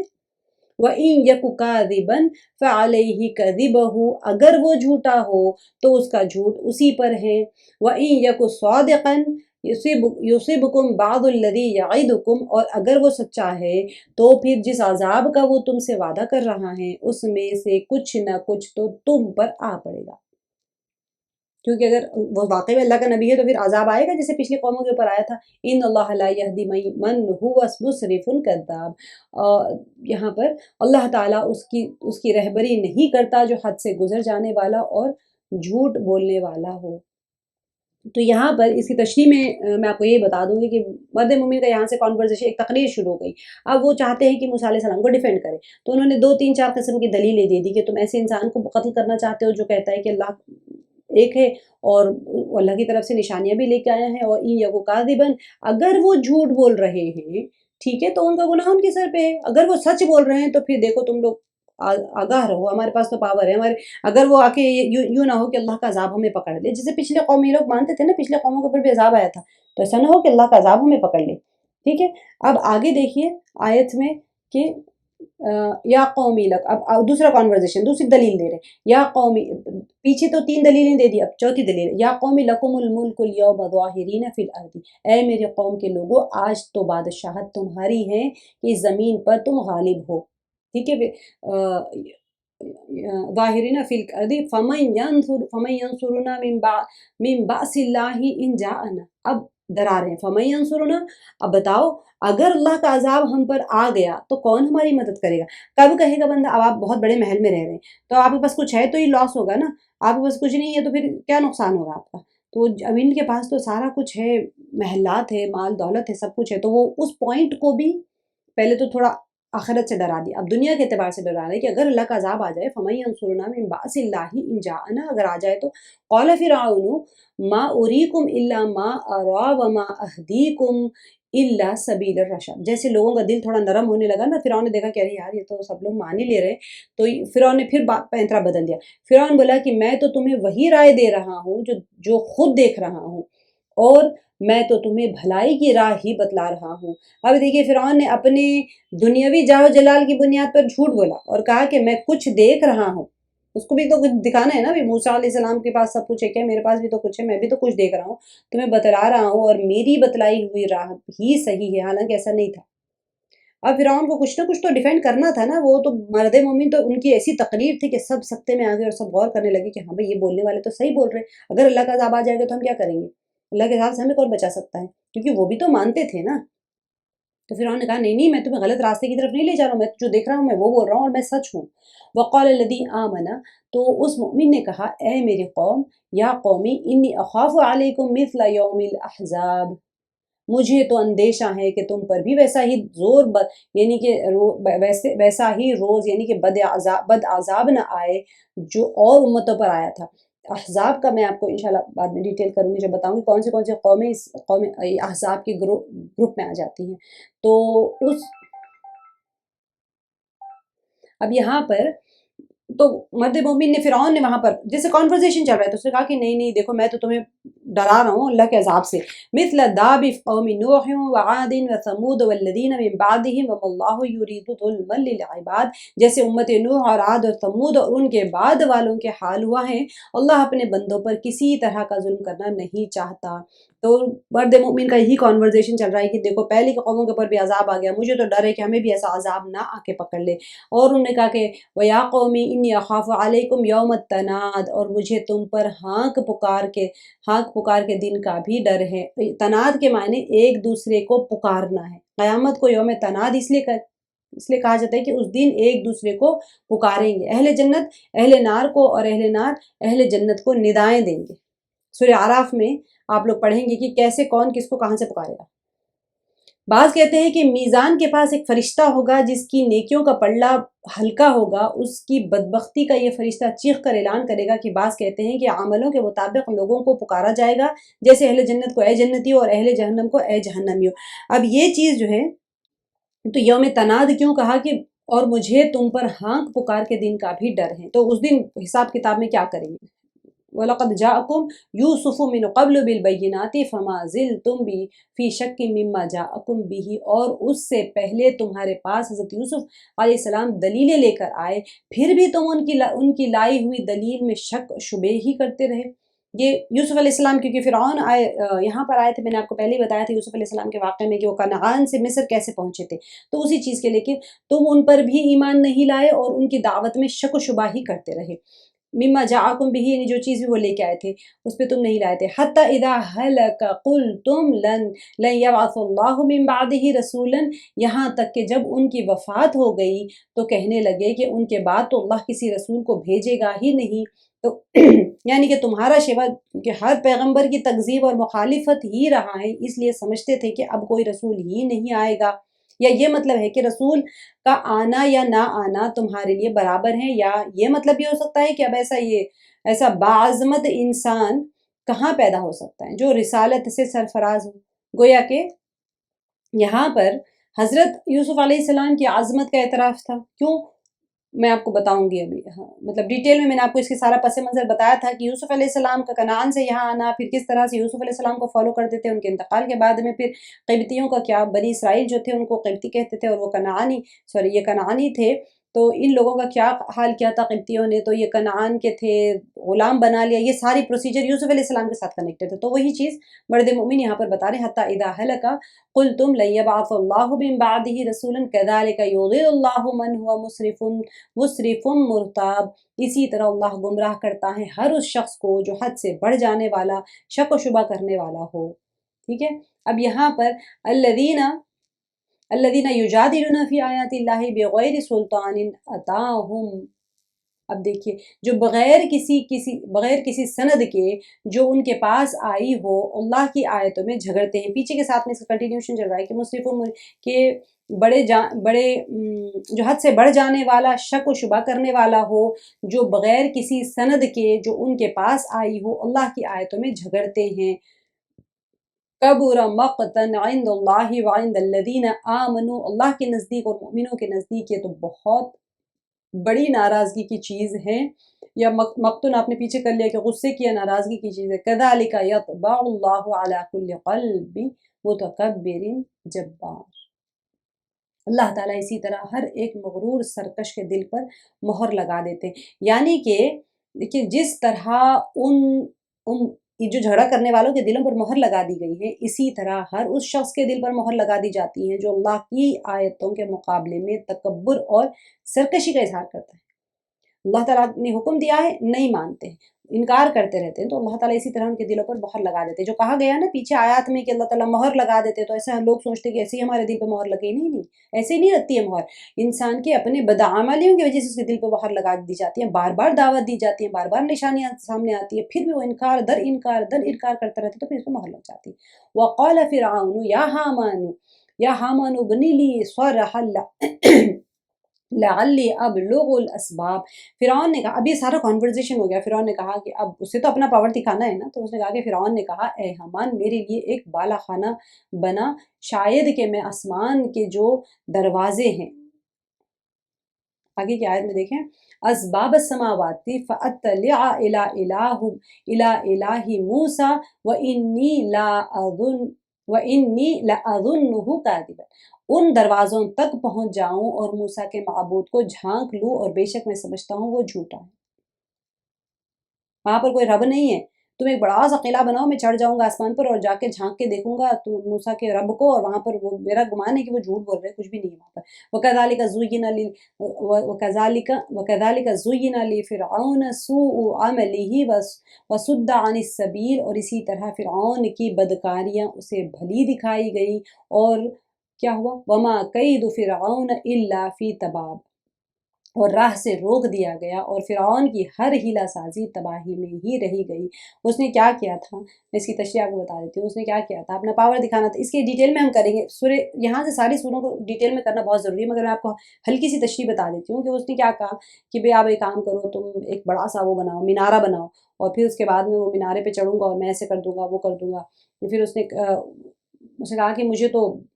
میں سمجھتا ہوں کہ وہ جھوٹا ہے، اور اسی طرح فرعون کی بدکاریاں اسے بھلی دکھائی گئی، کیونکہ وہ سوچتا کہ میں حق پہ ہوں۔ گناہ گار جب سرکشی میں پڑ جاتا ہے نا تو اس کی بدکاریاں مزین کر کے دکھائی جاتی ہیں، اور آگے کی صورتوں میں آپ دیکھیں گے کہ اللہ سبحانہ وتعالیٰ بتاتے ہیں کہ شیطان کس طرح سے اس کے گناہوں کو مزین کر کے دکھاتا ہے، اور انسان اس کے شیطان کے بہکاوے میں آ کر اس کے اوپر عمل کرنے لگ جاتا ہے، اور پھر شیطان اس کے اوپر مسلط کر دیا جاتا ہے۔ بہت بیوٹیفلی اللہ سبحانہ وتعالیٰ ایکسپلین کرتے ہیں کہ ایسے نہیں ہے کہ ہمیں سمجھنے میں مشکل ہوتی ہے، اللہ تعالیٰ سب چیزیں کھول کھول کر بتا رہے ہوتے ہیں۔ وہ راہ سے روک دیا گیا، اور فرعون کی ہر ہیلہ سازی تباہی میں ہی رہی۔ اب وہ ہمیشہ یہی سوچتا تھا، دیکھیں یہاں پر یہ جو بتایا گیا ہے نا، قید فرعون الا فی تباب، تباب اصل میں خسارہ یا ہلاکت کو کہتے ہیں۔ فرعون نے جو تدبیر اختیار کی اس کا نتیجہ اس کے حق میں برا ہی نکلا، اور بالآخر کیا ہوا، اپنے لشکر سمیت پانی میں ڈبو دیا، اور اللہ تعالیٰ کی طرف سے ایک طوفان آیا اور یہ اس کا مینارہ بھی دہ گیا تھا۔ اب شیطان ہمیشہ انسان کو گمراہ کرنے کے لیے، اس کو ویسے ہی شیطان فرعون کو بھی ایسے ہی گمراہ کیے رکھا ہوا تھا، اور اس کے برے عمل اسے اچھے نظر آتے تھے ہمیشہ، اسی لیے حق اور ثواب کے جو راستے تھے اس سے روک دیا گیا تھا، اور وہ گمراہیوں کی بھول بھلیے میں بھٹکتا رہا۔ ایک پہلا قدم انسان اٹھاتا ہے، اس کے بعد میں وہ اسی میں لگ جاتا ہے، چاہے نیکی کا راستہ ہوگا تو نیکی میں ترقی کرتا چلا جائے گا، گناہ کے راستے کو پکڑ لیا تو پھر اسی میں چلا جاتا ہے۔ آگے اس کا یہ مرد مومن کا 55 آیت تک کنٹینیو ہوگا، انشاءاللہ آپ دیکھیے گا کتنا بہترین اس کا چلتا ہے